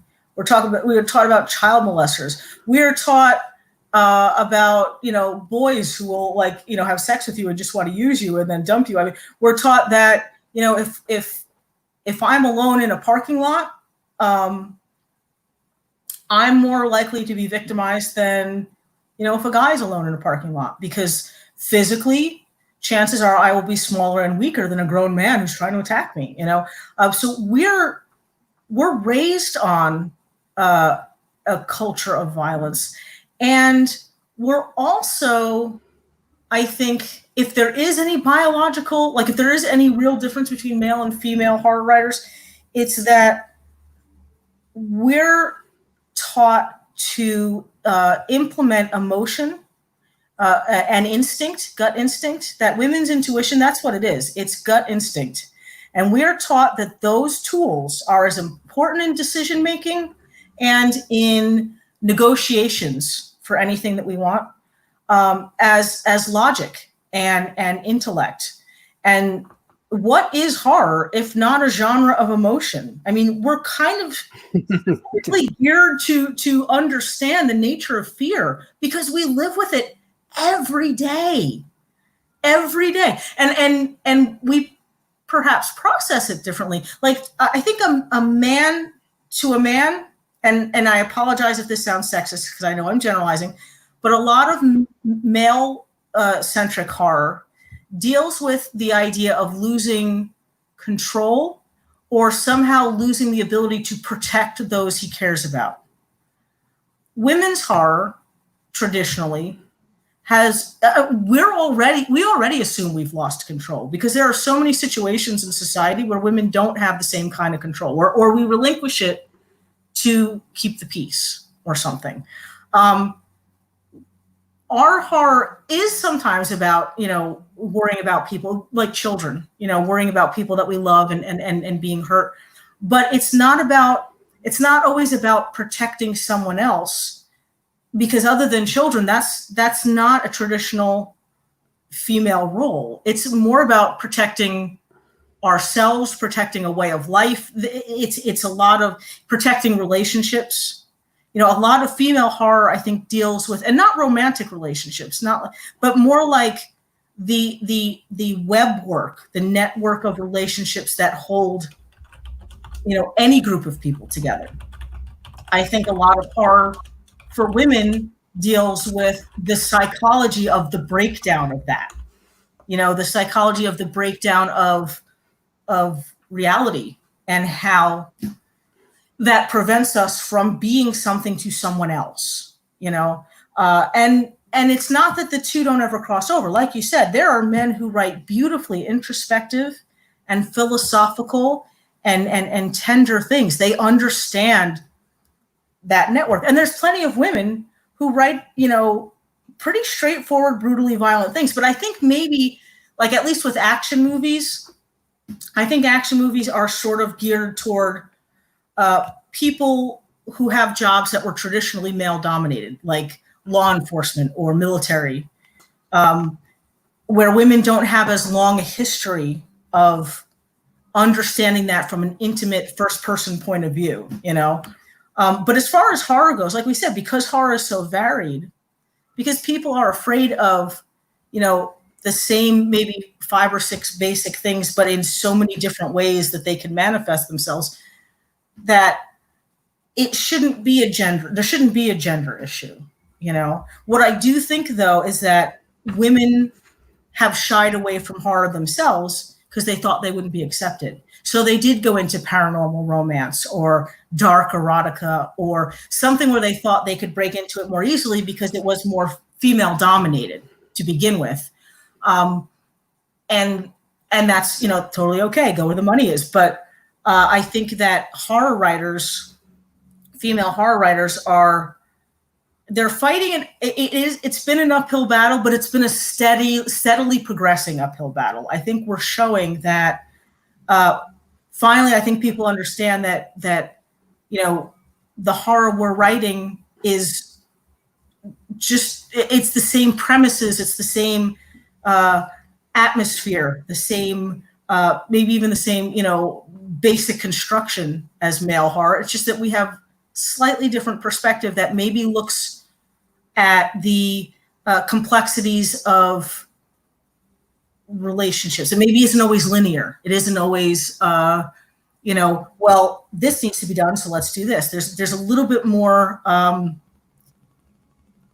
There's a little bit more gut instinct, I think, that maybe sometimes we take into account, and we put that in our fiction because that's how we're taught to function.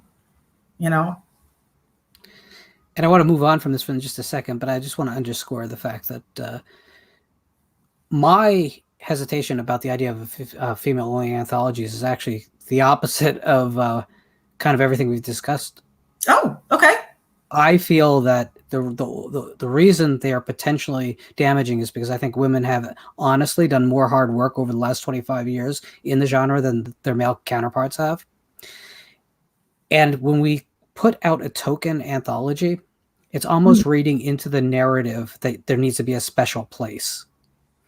And I don't think there needs to be a special place. I don't think that the women in horror over the last 25 years, your Nancy Kilpatricks, for example, need to be relegated to any corner of the genre. They can be wherever the hell they want. Yeah, no, I agree. I know that I know that people are making an effort to be diverse. And I used to bristle at the thought that, okay, well, we need a woman, so let's ask Mary. Okay. I don't want to be tokenized in that way because, you know, you're checking off a box or you're filling a quota or something.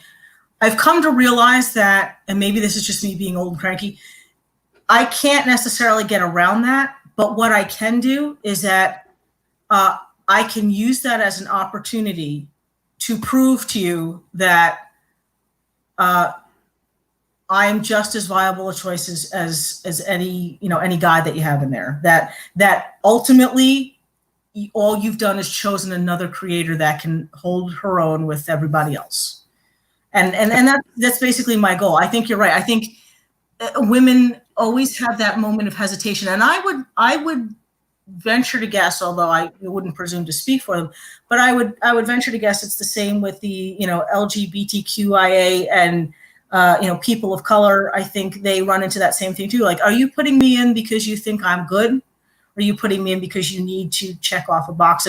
And nobody wants to be in there because you're checking off a box. But if that's the only reason you invited me, fine. But I'm staying because I'm good. And I think that's the best I can do with that. Yeah, I mean, I'm a broken record about this, but to me, Denzel Washington is the most important civil rights leader of our age. For a very simple reason, he's the best at what he does. Yeah. No one can watch Denzel in any film and not say that's the best actor we have today. Yeah. And the reality is that's going to win over more hearts and minds. Absolutely. So Mary, if you get invited to that female-only anthology, let me know it's out there so I'll pick it up for you.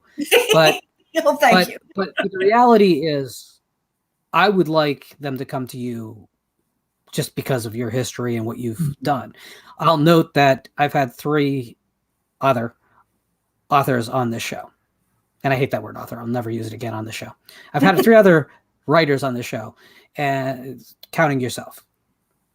And that's 2 females and a male. And that wasn't for any market research. It was just, who do I respect? Who can I reach out to? That's it. And I think if the whole world worked on those rules, awesome. We'd be in better shape. Absolutely. Absolutely. But that's the point I'd like to get to. I mean, with anything I've, ever had to say online about, being a female horror writer, ultimately what I want to get to is never having to say, here's what it's like to be a female horror writer. I just want to talk about what it's like to be a horror writer, Right. And right. I appreciate, and I think it's important to acknowledge that I appreciate people like you who are only looking at me as a writer and not as some kind of irregularity in the business because I happen to have parts. a conduit to a certain social position. I mean, it's stupid. Right. It's meaningless too and counterproductive. It really is. The truth is, people are going to go gravitate and they're ultimately going to buy and consume and read and worship the artists that are the best or connect the most deeply with them. Yeah. Everything else is bullshit. Nothing matters. It's just fantasy. Right. So let me find my Kathy Kojas on my own. Let me find my Nancy Kilpatricks, because you know what? I'm going to anyway.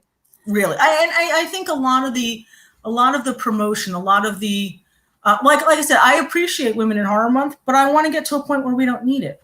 I want to get to a point where, and I hesitate to, I don't like the term gatekeeper because I feel like that somehow undermines the accomplishments of people in those positions. But I would like to get to a point where the publishers that I respect, the books that I would like to get into, the best of, the awards that I would like to win, the people out in Hollywood that I would like to adapt my stuff someday. I would like to get to a point where they would look at my work and not think, well, we need a female, so maybe we'll look at her. But if that's what gets me in the door, then what I really hope is that they look at the stuff and say, wow, this is somebody that we can work with again, because she's a creator, she's a producer, and that's all that matters. And she's doing the kind of work that we can work with. So I'm just saying, radio silence doing for Emmy. What do you? That's what I'm saying. The Ready or Not guys have completely the right mindset for your work. Anyway, I'm just saying. You never know who's watching. You never know. That'd be awesome. So I just want to I want to talk just for a little bit, because we're already like at an hour and 3/4, believe it or not. Oh my God. No, that's cool. I'm good if you're good.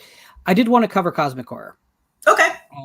Because cosmic horror is a love of mine, but something I've never dipped my own toes into, because I'm frankly intimidated that I have something to say in it. Mm-hmm. So obviously when you're dealing with your Clark Ashton Smiths and your H.P. Lovecrafts, oh my God, it's just the toes of giants.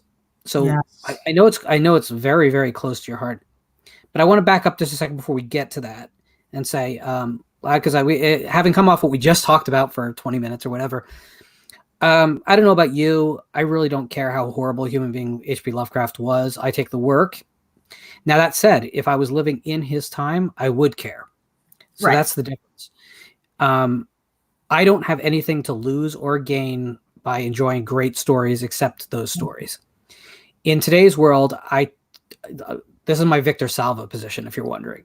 I do not support Victor Salva because he's a horrible human being. There's other artists who can get my money first, last, and always before I'll ever consider buying a Victor Salva film. Very simple, right? But if it was 80 years on from it and I discovered Jeepers Creepers films and I liked them, I wouldn't feel the same guilt, because you know what? It's 70 goddamn years later. So I just wanted, before we get started talking about Lovecraft, because at some point someone has to mention that he was a raging racist who married a Jewish woman, but whatever, let's not deal with that. To me, it's a really poorly placed argument. It's not that the argument's bad, it's lost its place, and we should be worried about the people who live and breathe today who have pernicious ideas. Yes. I mean, and this is not in any way to excuse his racism, but I do think a good portion of it was xenophobia and social awkwardness. I mean, there are people out there who have all the facts, who have experience, who have resources at their fingertips, and are still hateful, vile human beings. I think that with Lovecraft, a lot of those opinions were born of fear and not hate. Now, don't get me wrong. He said some hateful, awful, ugly things, but I do get the impression from having seen some of his correspondence, having read about him, that there was a lot of social dysfunction in his life to begin with.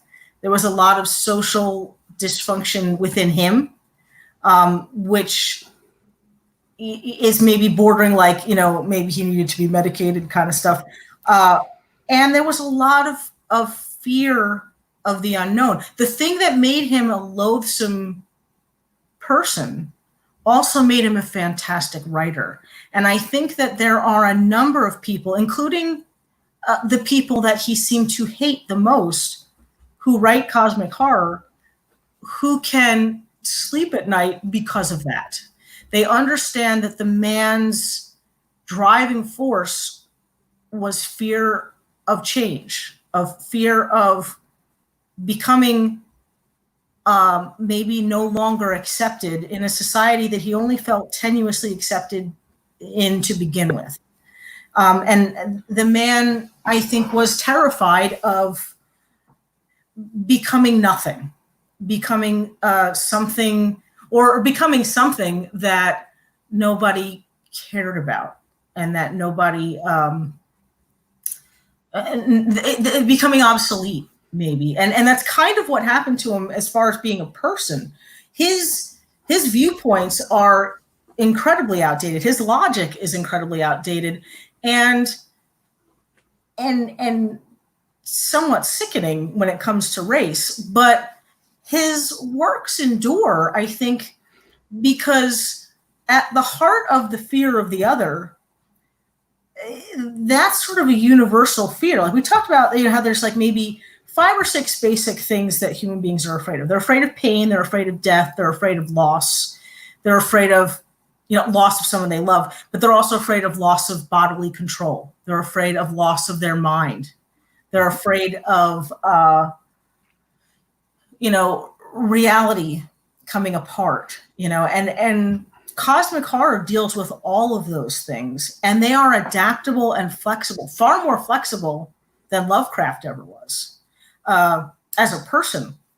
And I think that's why cosmic horror has evolved and endures and has found its way. So, it's entrenched itself in pop culture, I think, far more than people would have thought, because it isn't rigid like Lovecraft was. He contributed and perhaps was one of the most famous,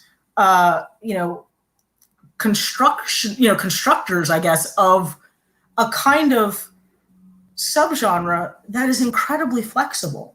I mean, it's a subgenre that is based on the concept of reality and time and space and even human physicality, and definitely human mentality as being fluid and irregular and completely at the whim of change. And it's funny that somebody like that, who was so austere in so many ways, contributed so deeply and so strongly to a genre about the other, about, and in some ways, embracing the other. Like one of the things that I recently talked about on Cosmic Shenanigans was the idea that in The Shadow over Innismouth, spoiler alert, it's coming, the ending of The Shadow over Innismouth, by today's standards, in a society that is very much aware of and embracing the idea of identity, individual identity, the part of the idea of cosmic horror to begin with. I mean, I think there's basically 3 tenets: that cosmic horror has to have a force which is above and beyond us, which is so much bigger than us, we can barely comprehend it. And then 2, that force somehow diminishes the significance of humanity.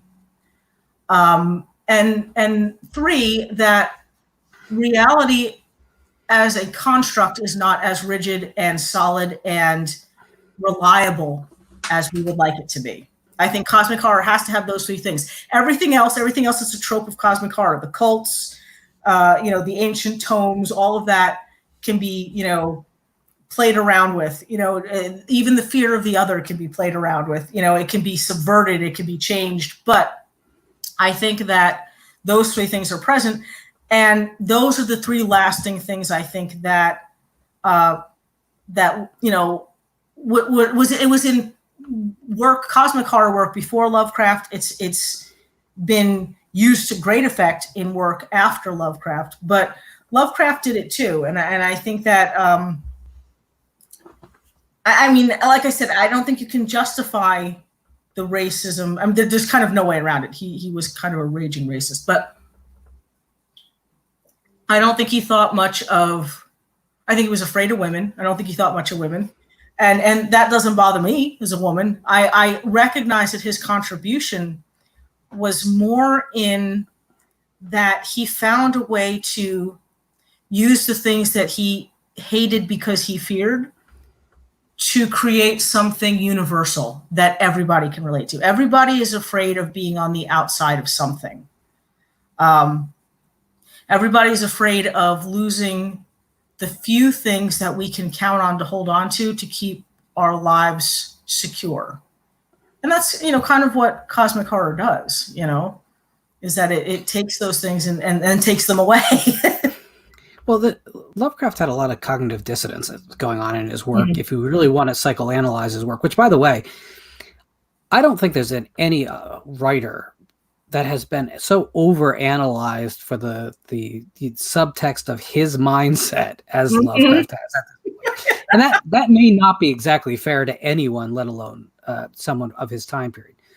But, here's my thing. We get there's no questions if you read the Selected Letters, Volume 3, there's a section in the middle of it which covers his stay in New York. And you're going to come across some really horrific language.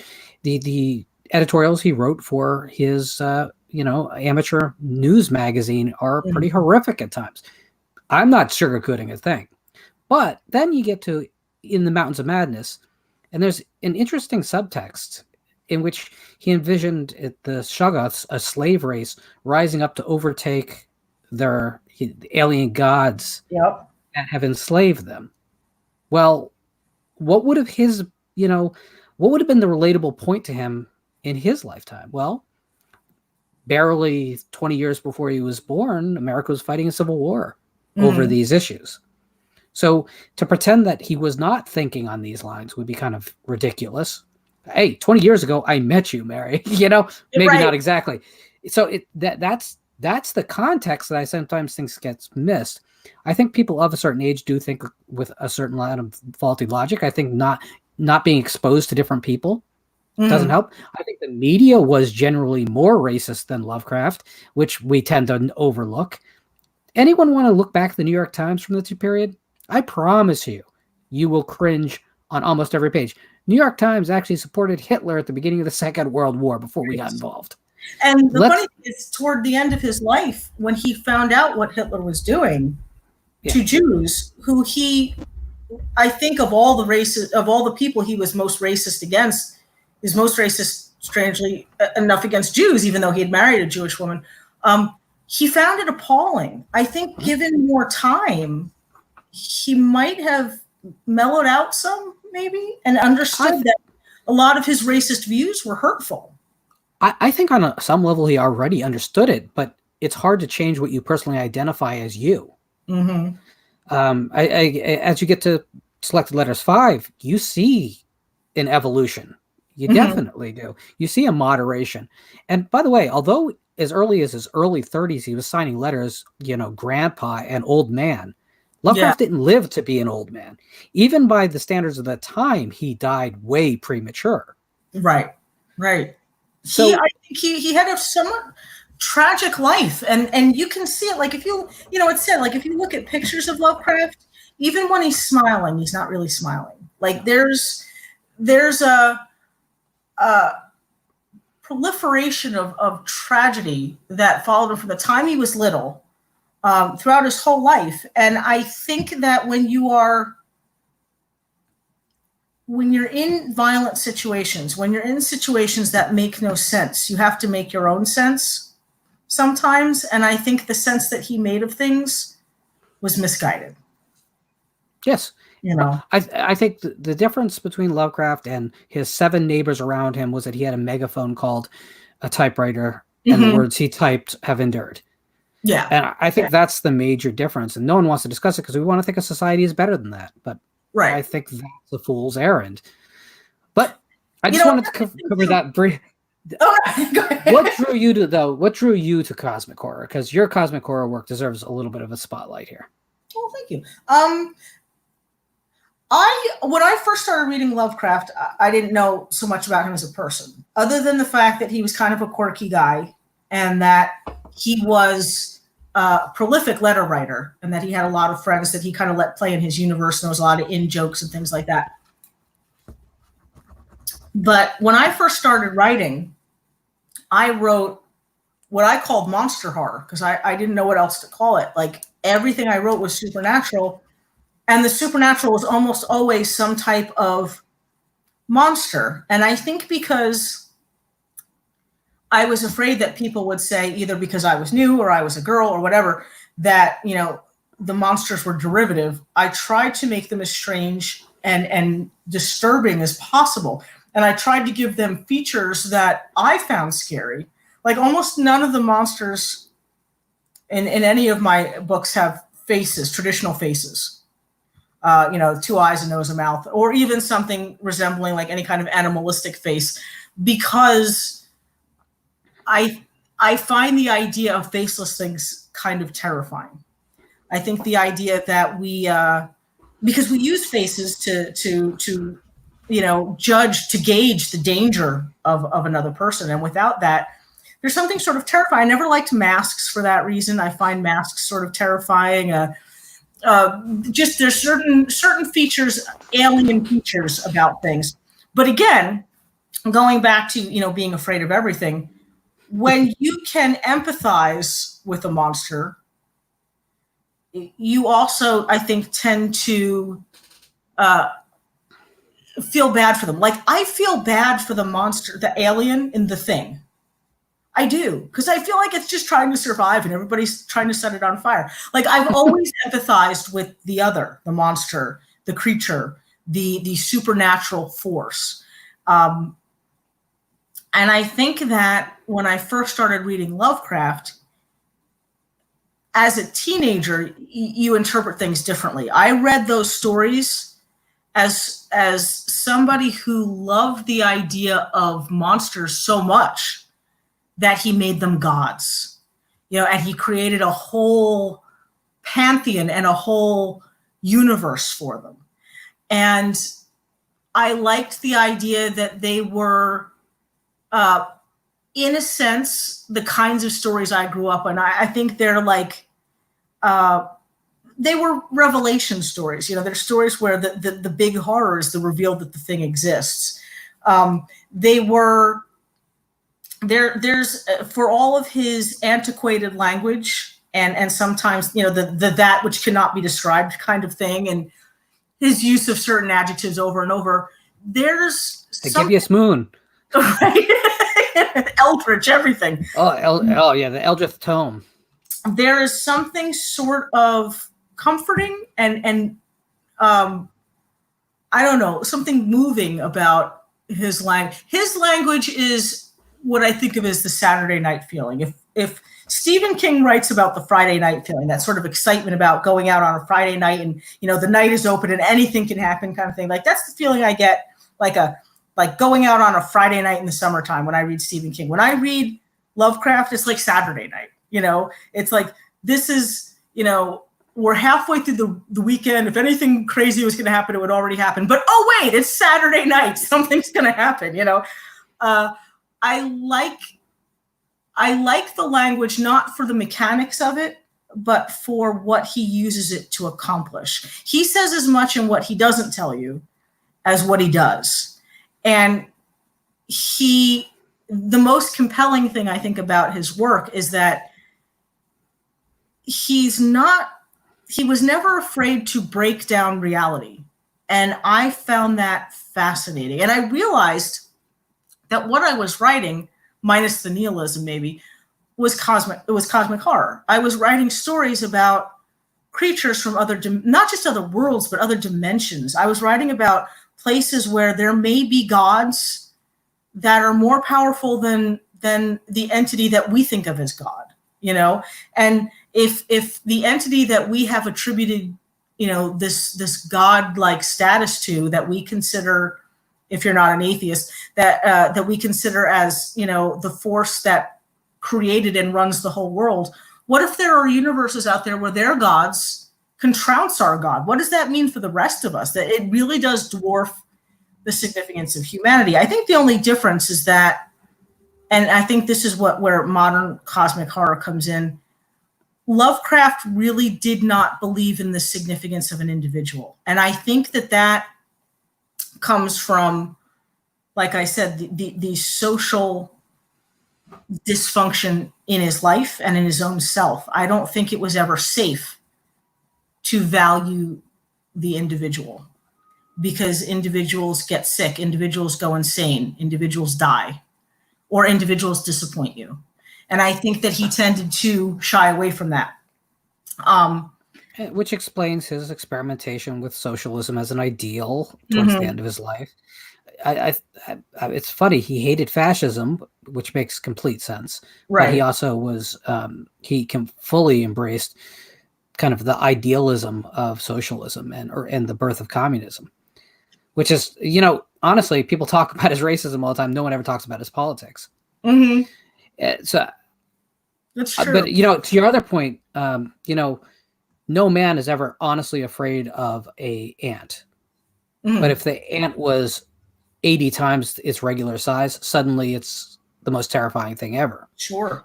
So I think what Lovecraft was saying was, if something just came from a different world where there's a different set of physics, immediately that's unrecognizable and terrifying for its alienness. And it, of course, would not give a flying fuck about us, because why would it?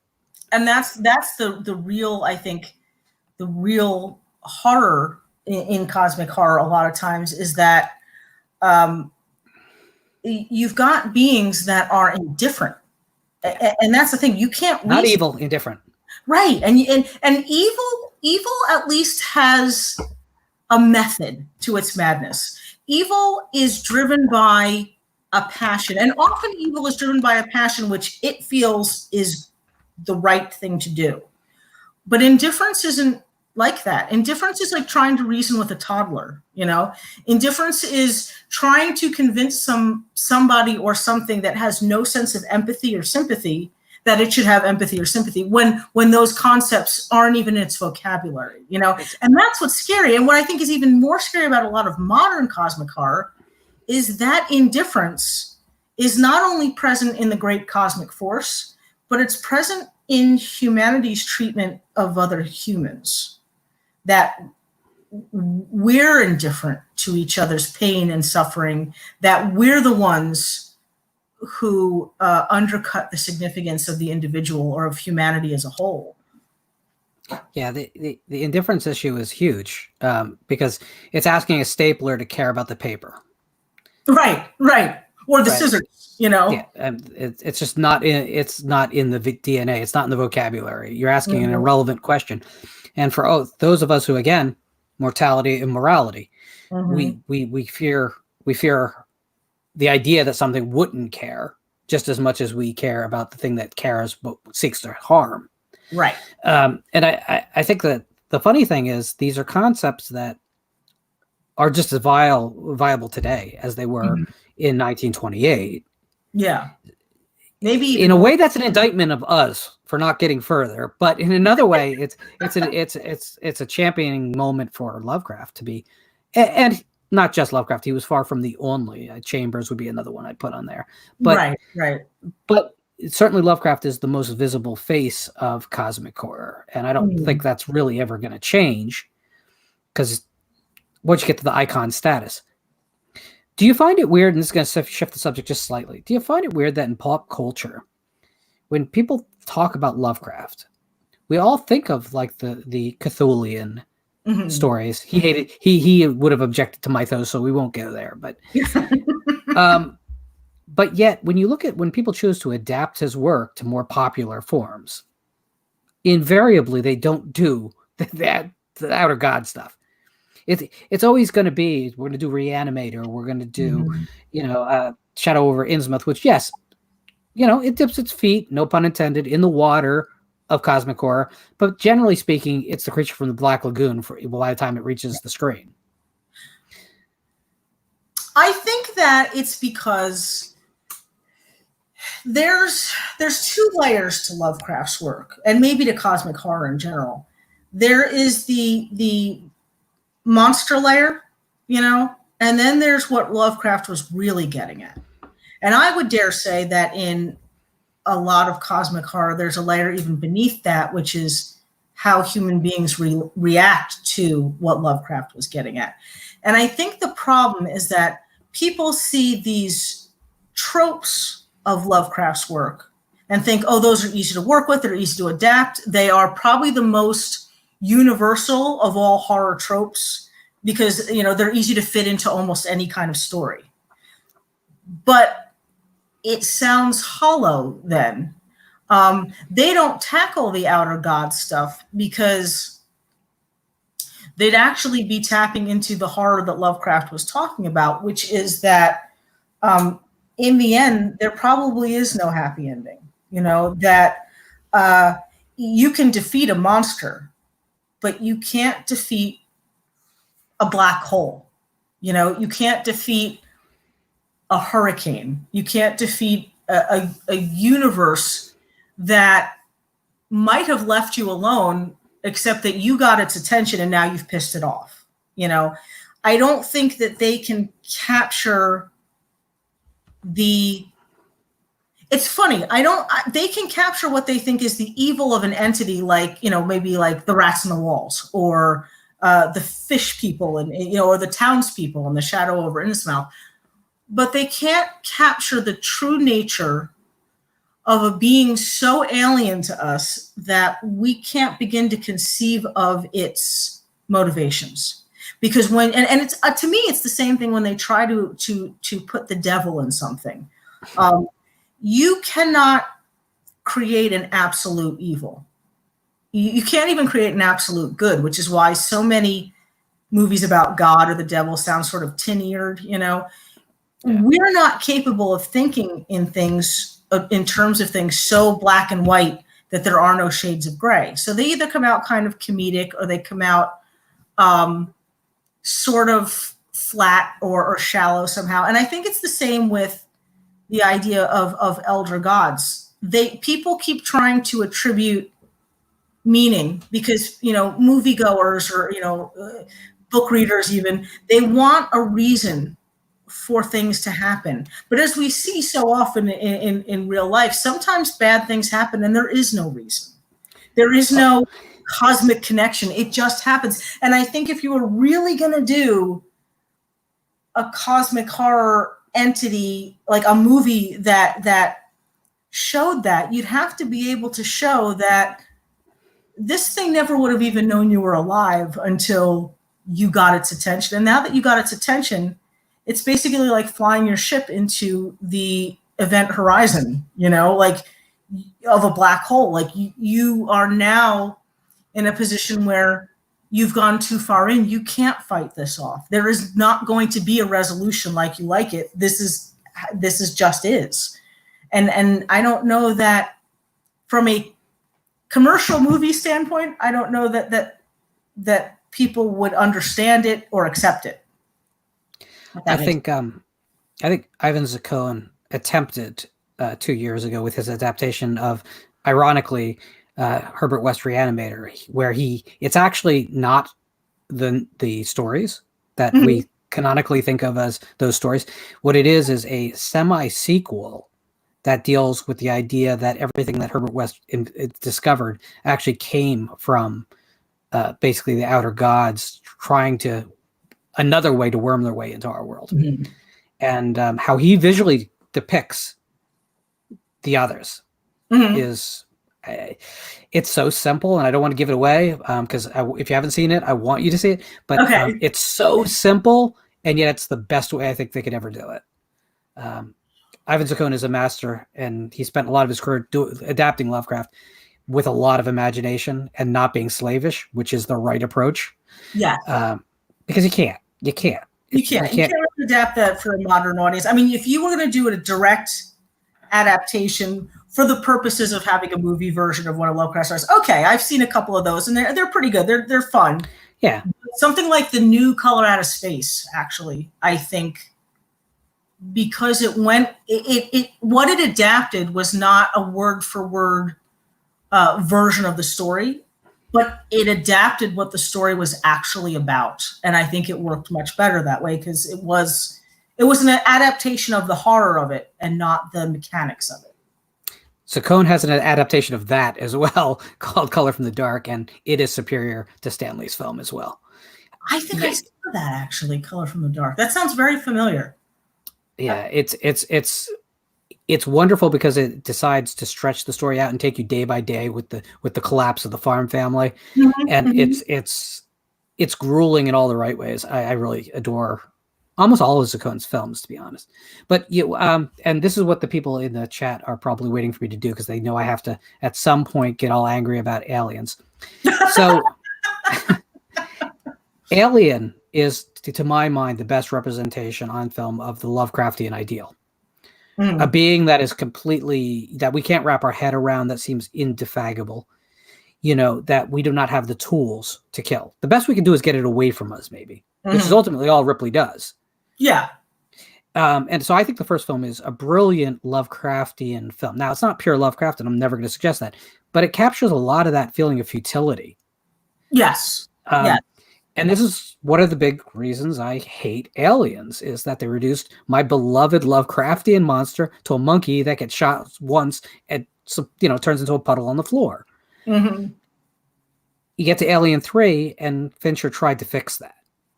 Killing off all the side characters was that nihilism that the story so desperately needed to go back to. And I know everyone got butthurt about it because you like your bang bang shoot 'em up movie. Mm-hmm. But if you go back to what the original Alien was, to me, that's Lovecraft siphoned through Ridley Scott's commercial sensibilities. And I don't think we are good enough people to have deserved that. So to me, keep your big guns out of Lovecraftian cinema. Just keep them away. It was, I think, in a lot of it, I made the argument that The Thing is Lovecraftian horror. Absolutely. Yes, absolutely. Yes. Absolutely. What it is showing a force. And what you're seeing, of course, is a piece of that force. And it's the same thing with Alien. You're seeing a piece of that force, maybe not the whole cosmic scope of it, but there's enough to imply the cosmic scope is out there. And what you're seeing is how just a tiny piece of it can just destroy humanity that it comes in contact with within hours, if not, days, if not just hours, Absolutely. And I think that there is that sort of paranoia, that hopelessness, that sense that my reality as I know it is changing, and that's not good. There's nothing I can do to stop that. And I could see that. It always kind of makes me a little cringy when they take a movie that was genuinely a horror movie and try to make it an action movie, because it doesn't have the same sensibility. It doesn't have the same purpose. The groundwork isn't there. It's like taking the foundation of a cathedral and putting an Arby's on top of it. It's not using it to its fullest potential. Not that there's anything wrong with action movies, but they are not constructed the same way as a horror movie, and not for the same purpose. And I think Alien was a horror movie. It was a movie about the stifling, oppressive sense of dread that you are, alone with something that is trying to kill, and it's completely indifferent. You can't reason with it. You can't talk it down, and you can't fight it. You just have to, like you said, get away from it. The one thing I wish the Alien films had done after the first film, I will take nothing away from the first film, but I really wish that they had continued to evolve the creature, because I don't view it as a life cycle. I don't. I think that's so lazy and codified. I like the idea that this thing is going to continue to be different and bigger and nastier and evolve forever. Well, they hinted at that in the what was it called? In Prometheus? Yeah. They hinted that that whatever it whatever it infects, whatever it lays its eggs in, the DNA from that thing does influence and help the creature evolve, so that it can evolve to look slightly different and have slightly different abilities. And I do kind of like that idea. I think it's better than just like it has these 4 forms. Go. Right. Already its life cycle is 4 different versions of itself. I kind of like the idea that it ingests some aspect of whatever it's, laying its eggs in, and using that to its advantage. It's basically the ultimate predator. It just evolves and adapts to whatever situation it's in, so that it has the best chance of survival, which is basically what the Thing did. Yes. The Thing basically just, and I've made this argument to friends many times. I said, if I were one of those things, I probably would have done the same thing. All it's trying to do is propagate its species. It crash landed on an alien world where it was alone. Although there was some suggestion, and I forget where I read this, there was some suggestion that there were 2 of them, and that the one in the ship, I guess the one driving the ship, was killed. I mean, it must have been obliterated because the way the movie is constructed, there'd be no other way for it to die except to be obliterated. And then one of them was thrown into the ice, several, feet away. And that one was basically frozen. So you've got this poor thing that like is alone on an alien world, frozen nearly to death for however many, thousands of years. And it wakes up and it's like, oh shit, where am I? What am I going to do? And its whole method of its whole adaptation tactic, its method of survival is assimilation. Yeah. And learning and experiencing new cultures by doing this. And then it realizes that the people it's assimilating with are like, oh, fuck you, and want to set you, and they want to set you on fire. Like, that's a little traumatizing, I think. I would react, I think, probably the same way that it did. You know what the real tragedy of the story is? All it has to do is act like a dog for a few weeks, and it gets to go right to North America. Yeah. All it had to do is slow your engine down to one gear lower, and it takes over the world. But it got all ambitious, and it did the banana split head thing. You're right. There's a tragic element to that. That if it had faded it out, it could have been a dog for a while, and then it could have been everybody on the planet. Now, admittedly, I'm a cat guy, so I wouldn't want to be a dog for a while. So I kind of understand, but I don't know. I also the thing though about when we talk about films like Alien and The Thing, and they're endlessly ambitious films that were made for not a lot of money. They weren't. I mean, people think Alien. Oh, that must have been a terribly expensive film. You got to understand that for its time period, it was okay budgeted, but it wasn't big budget. No one was putting money behind these things. You can still do that today, but it starts with good screenplays and good stories. Yeah. And that seems to be the last thing American cinema cares about at the moment, besides companies like A24 and, the modern Hammer productions, which I almost want to get to a point where I have some like one word that means that I don't have to give that caveat every time. Right. Except for the good guys. Right. Except for the guys actually trying. Right.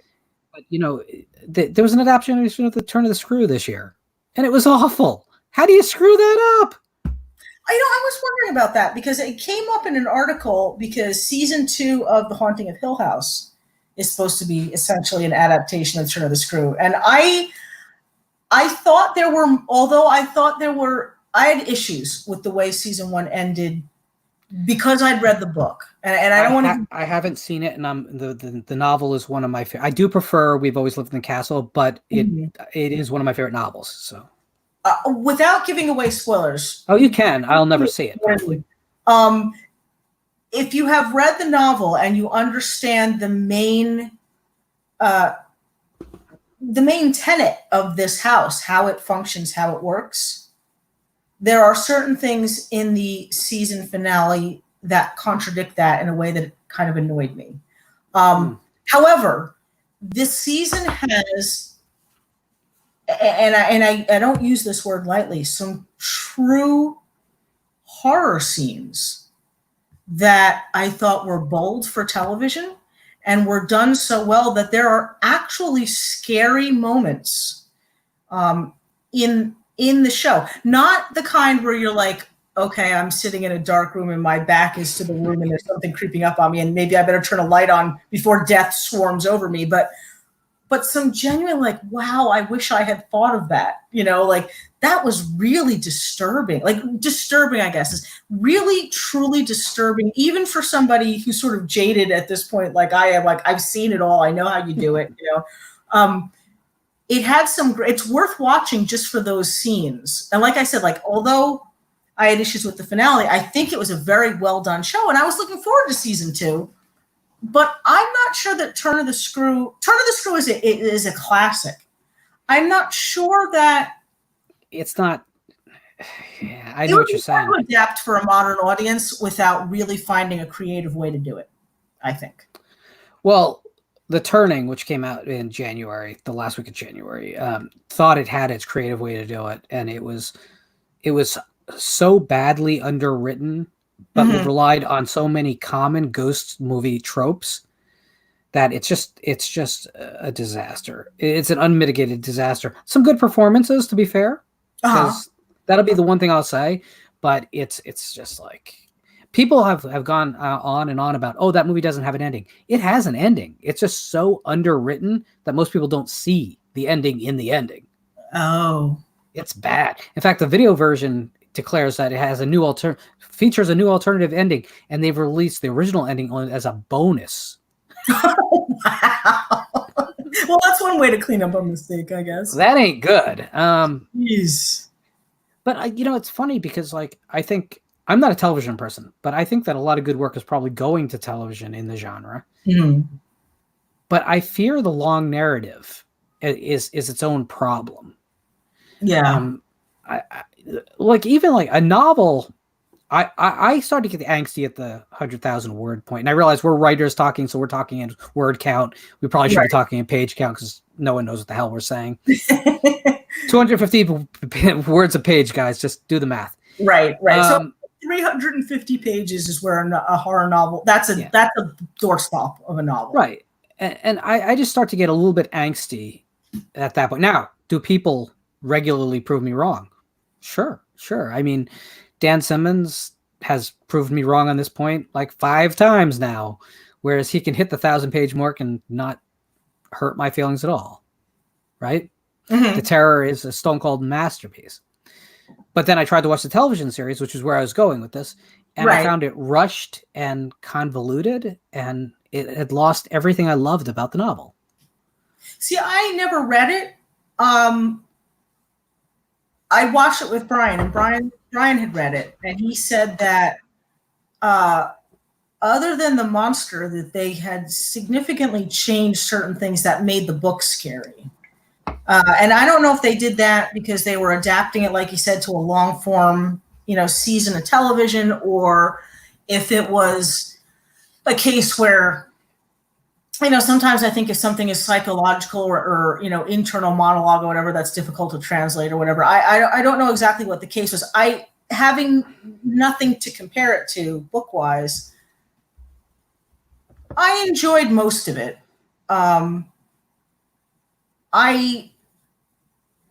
I liked the idea of this sort of progressive deterioration of the crew because of ways like they couldn't get around. Like, in order to survive one way, you're harming yourself another way. And I liked the supernatural element, but the supernatural element felt like, you know what it felt like? It felt like if you have a braid in your hair and like one piece comes out and it's just sort of hanging there, it ruins the illusion of the braid. I felt like the supernatural part was like that one piece of hair that's like hanging out from your braid that should have been woven in better and wasn't. I'm not sure I can relate to hair metaphors. So the thing is, the novel was epistolary, of course. It's a collection of letters and documents that form a tapestry to tell the story until it doesn't. Okay. But the series really needed to find a way to have that many viewpoints really organically, because there's a ton of characters and a lot of characters got shortchanged. Okay. I would really recommend reading the book when you have 7.5 years of your life to read the whole thing, or a job where no one's paying attention to what you're doing. That might be a little bit of autobiography too. But the long form television though has it has a structure to it. Like every episode of every one of the glossy Emmy bait series on premium cable has this thing, whereas you start an episode and the first 20 minutes are some kind of poetic, slower paced, character driven thing, and then you throw that big twist in the midpoint, right? And then we deal with the aftermath for the remaining 25 minutes, and then in the last 5 minutes we completely twist it again, so that you got to watch the next episode, and hopefully you're just going to binge the whole thing. And I saw them take this novel that was completely structured differently and apply that model for the episodic nature to it. Gotcha. Okay. And it was, I mean, I pity the writers, to be honest with you, because that was a mandate. That wasn't, that wasn't something they wanted to do, I'm sure. But in doing that, they changed the story fundamentally, not just how it was told and how it evolves. I mean, by the end of that novel, you have cannibalism and mass murder and traveling across the ice and hypothermia and all these lead poisoned guys like turning on each other. It's nuts. You don't need the monster. In fact, Right. You could read the novel and convince yourself that the monster is part of an unreliable narrator issue. Right. And that's, Brian had said that there was some question as to whether or not it's actually there. Yeah.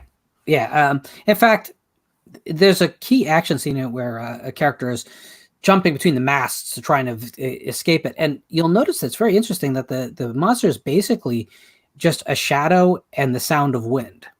Mm-hmm. Well, is it there or not? Right. Right. But obviously you can't do that on a screen, or you can, because, Val Lewton did it in Cat People in, 1945, but apparently we can't do it now.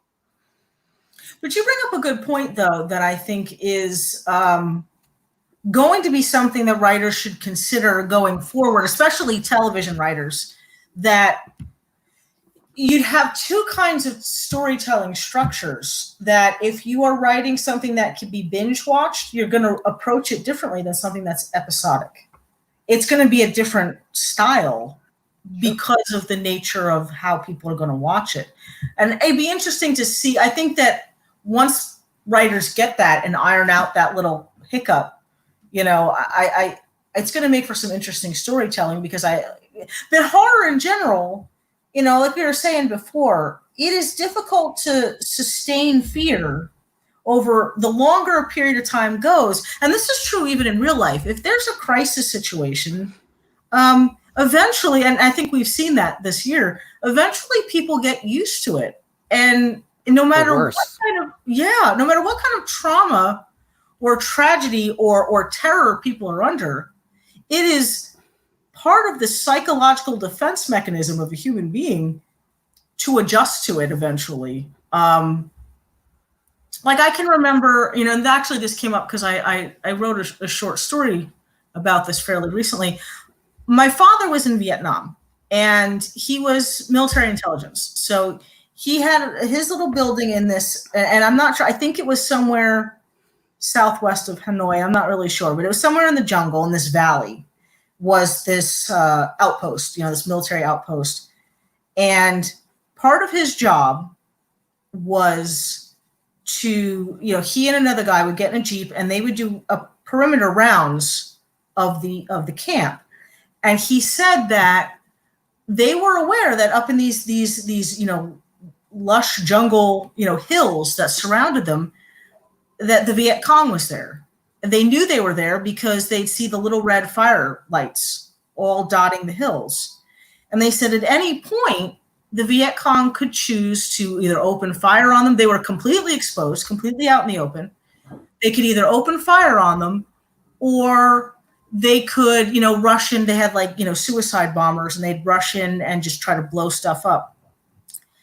And I said, well, weren't you scared? And he said, I was at first. He goes, but you get used to it. Your brain tends to relegate the fear to some other part. It's like, well, it hasn't happened yet, and it's not happening now, so I'm not going to think about it. To the point where they would play games. They would play like scavenger hunt games. And one shift would leave little notes at strategic points around the camp. That would lead to another note. That would lead to another note. And this is how they entertained each other from, shift to shift.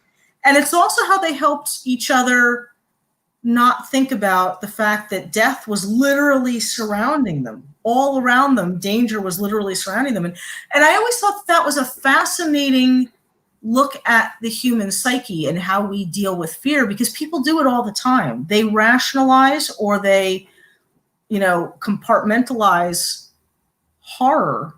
The longer they are exposed to it, the easier that becomes to do. And I think if you're writing horror, you either have to completely undo that every so often, or you have to keep it short enough that they don't have time to do that. And so I think if you're producing horror, like a horror television series, you'd either have to keep it to one season, or you'd have to keep finding ways to undermine their sense of security and undo that compartmentalizing and rationalizing that they're doing. And that's not easy to do. Yeah, and that's my argument against long form anything in horror, by the way, which, I mean, a novel's fine. But again, once we get to a certain point, it's like, is the point at which you're just having a variety of scare tactics employed. Well, that's separate works. That's not a complete sentence, right? That's just a huge run-on sentence rather than one sentence with that one idea. I feel that there's something powerful about having a beginning, middle, and end. That end, being the horror genre, that end should have a traumatic or unsettling finish. Happy endings are, generally speaking, unearned in the horror genre. I'm not saying that everyone has to die every time, because morality and mortality, right? If your character fundamentally changes the way they look at the world, that might be just as unsettling as wiping everyone out. And especially when we talk about cosmic horror, I mean, happy endings in cosmic horror almost seem like, I don't know, counterintuitive. Yeah, I mean, and maybe a great writer can make anything work. I say that all the time too. But there's times when I think a great writer shouldn't try and make things work, and this probably is one of them. I think at least I don't know, lukewarm ending should be heavily earned, but an outright happy ending makes me wonder if the threat was ever really a threat. Well, that's one of the reasons why I like Silent Hill, and I think a lot of people, because I'm like a total Silent Hill geek, but one of the things I have learned in terms of style from those games is that what we deem to be a happy ending can be subjective. And one of the things that the Silent Hill games does, it'll have what they call the good ending. It'll have what they call the bad ending. And then there's like a number of endings in between. The good ending is theoretically the happy ending, but it's not a happy ending by any real standard of happy. What it is the satisfying ending, in that the character gets what he or she needs to move on or to survive. And that's not always a good thing. Like, it doesn't mean that the character is okay psychologically. In fact, a lot of times it means the character is not okay psychologically, but got something that he or she needed to believe that he or she was okay. And I think that cosmic horror, probably the best cosmic horror endings that have happy endings that I've seen, do it that way. They do it so that there is a sense of completion. There's a sense, at least as far as the character is concerned, of satisfaction in that a certain goal was met. But it doesn't mean the character is okay, and it doesn't mean anybody around the character is okay. And I think that as I've been writing, because I was always an optimist, and I think a lot of my old stuff does have happy endings, where at least somebody survives, you know. But the longer I'm doing this and the more I come to understand about the genre that I'm actually writing in, the more I've come to realize that my endings are taking that kind of turn where it's a Silent Hill happy ending and not a happy ending. You know, it's not like everybody's okay and nobody's psychologically scarred. Everybody goes off to McDonald's, has a hamburger, and forgets all this happened. It's that what that character needs to not completely fall apart, the character got that, and that's enough. That's all that the person can really expect, you know. But there's always that sort of hanging threat that maybe you're not really okay. Maybe this really isn't a happy ending. It's what you need to get by. And I think with all that talking about endings, I think we're about going to wrap it up, guys. Hey, Mary, can you ask me what's next on the show? Tell me, what is next on the show?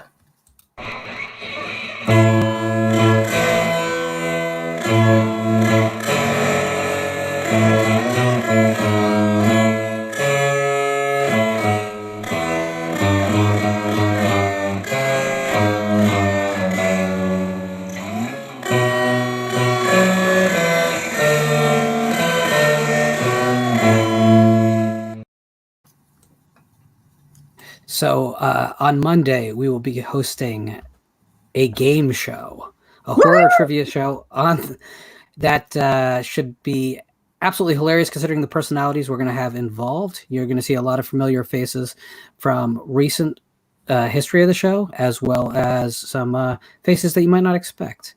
It should be fun to see who actually knows what, and who, some of these people are pretty good about throwing names about who's the real horror fans. So we shall see. Anyway, I want to thank Mary for coming on tonight. We at 2.5 hours, I think we've set a new record for the channel for a discussion, but this was a really healthy, I think really productive conversation. And I want to thank you for coming in. How can people keep up with what you've got going on and stay attuned to the world Sangiovanni? Well, first of all, thank you very much for having me. This was a lot of fun. If people want to find me, my website, www.marysangiovanni.com. If you put in Mary, S-A-N-G, the rest of me usually pops up. So I'm also on Twitter at Mary Sangiovanni. And if you go to, if you type in Cosmic Shenanigans Podcast, that's the podcast I do on Cosmic Horror every week. Those are pretty much the places to find me. All the books that I currently have available, which would be the Hollower Trilogy, Thrall, Chaos for Emmy, and the Kathy Ryan series from Kensington, that's all on Amazon. All that's available, as well as some short story collections and nonfiction collection. So pretty much all of it's on Amazon. So. Excellent. And everyone should check out your work. It is definitely worth their time, energy, investment, and money. Well, thank you. Everyone, we will see you on Monday. Have a great rest of your weekend. Great. Bye, everyone. Bye.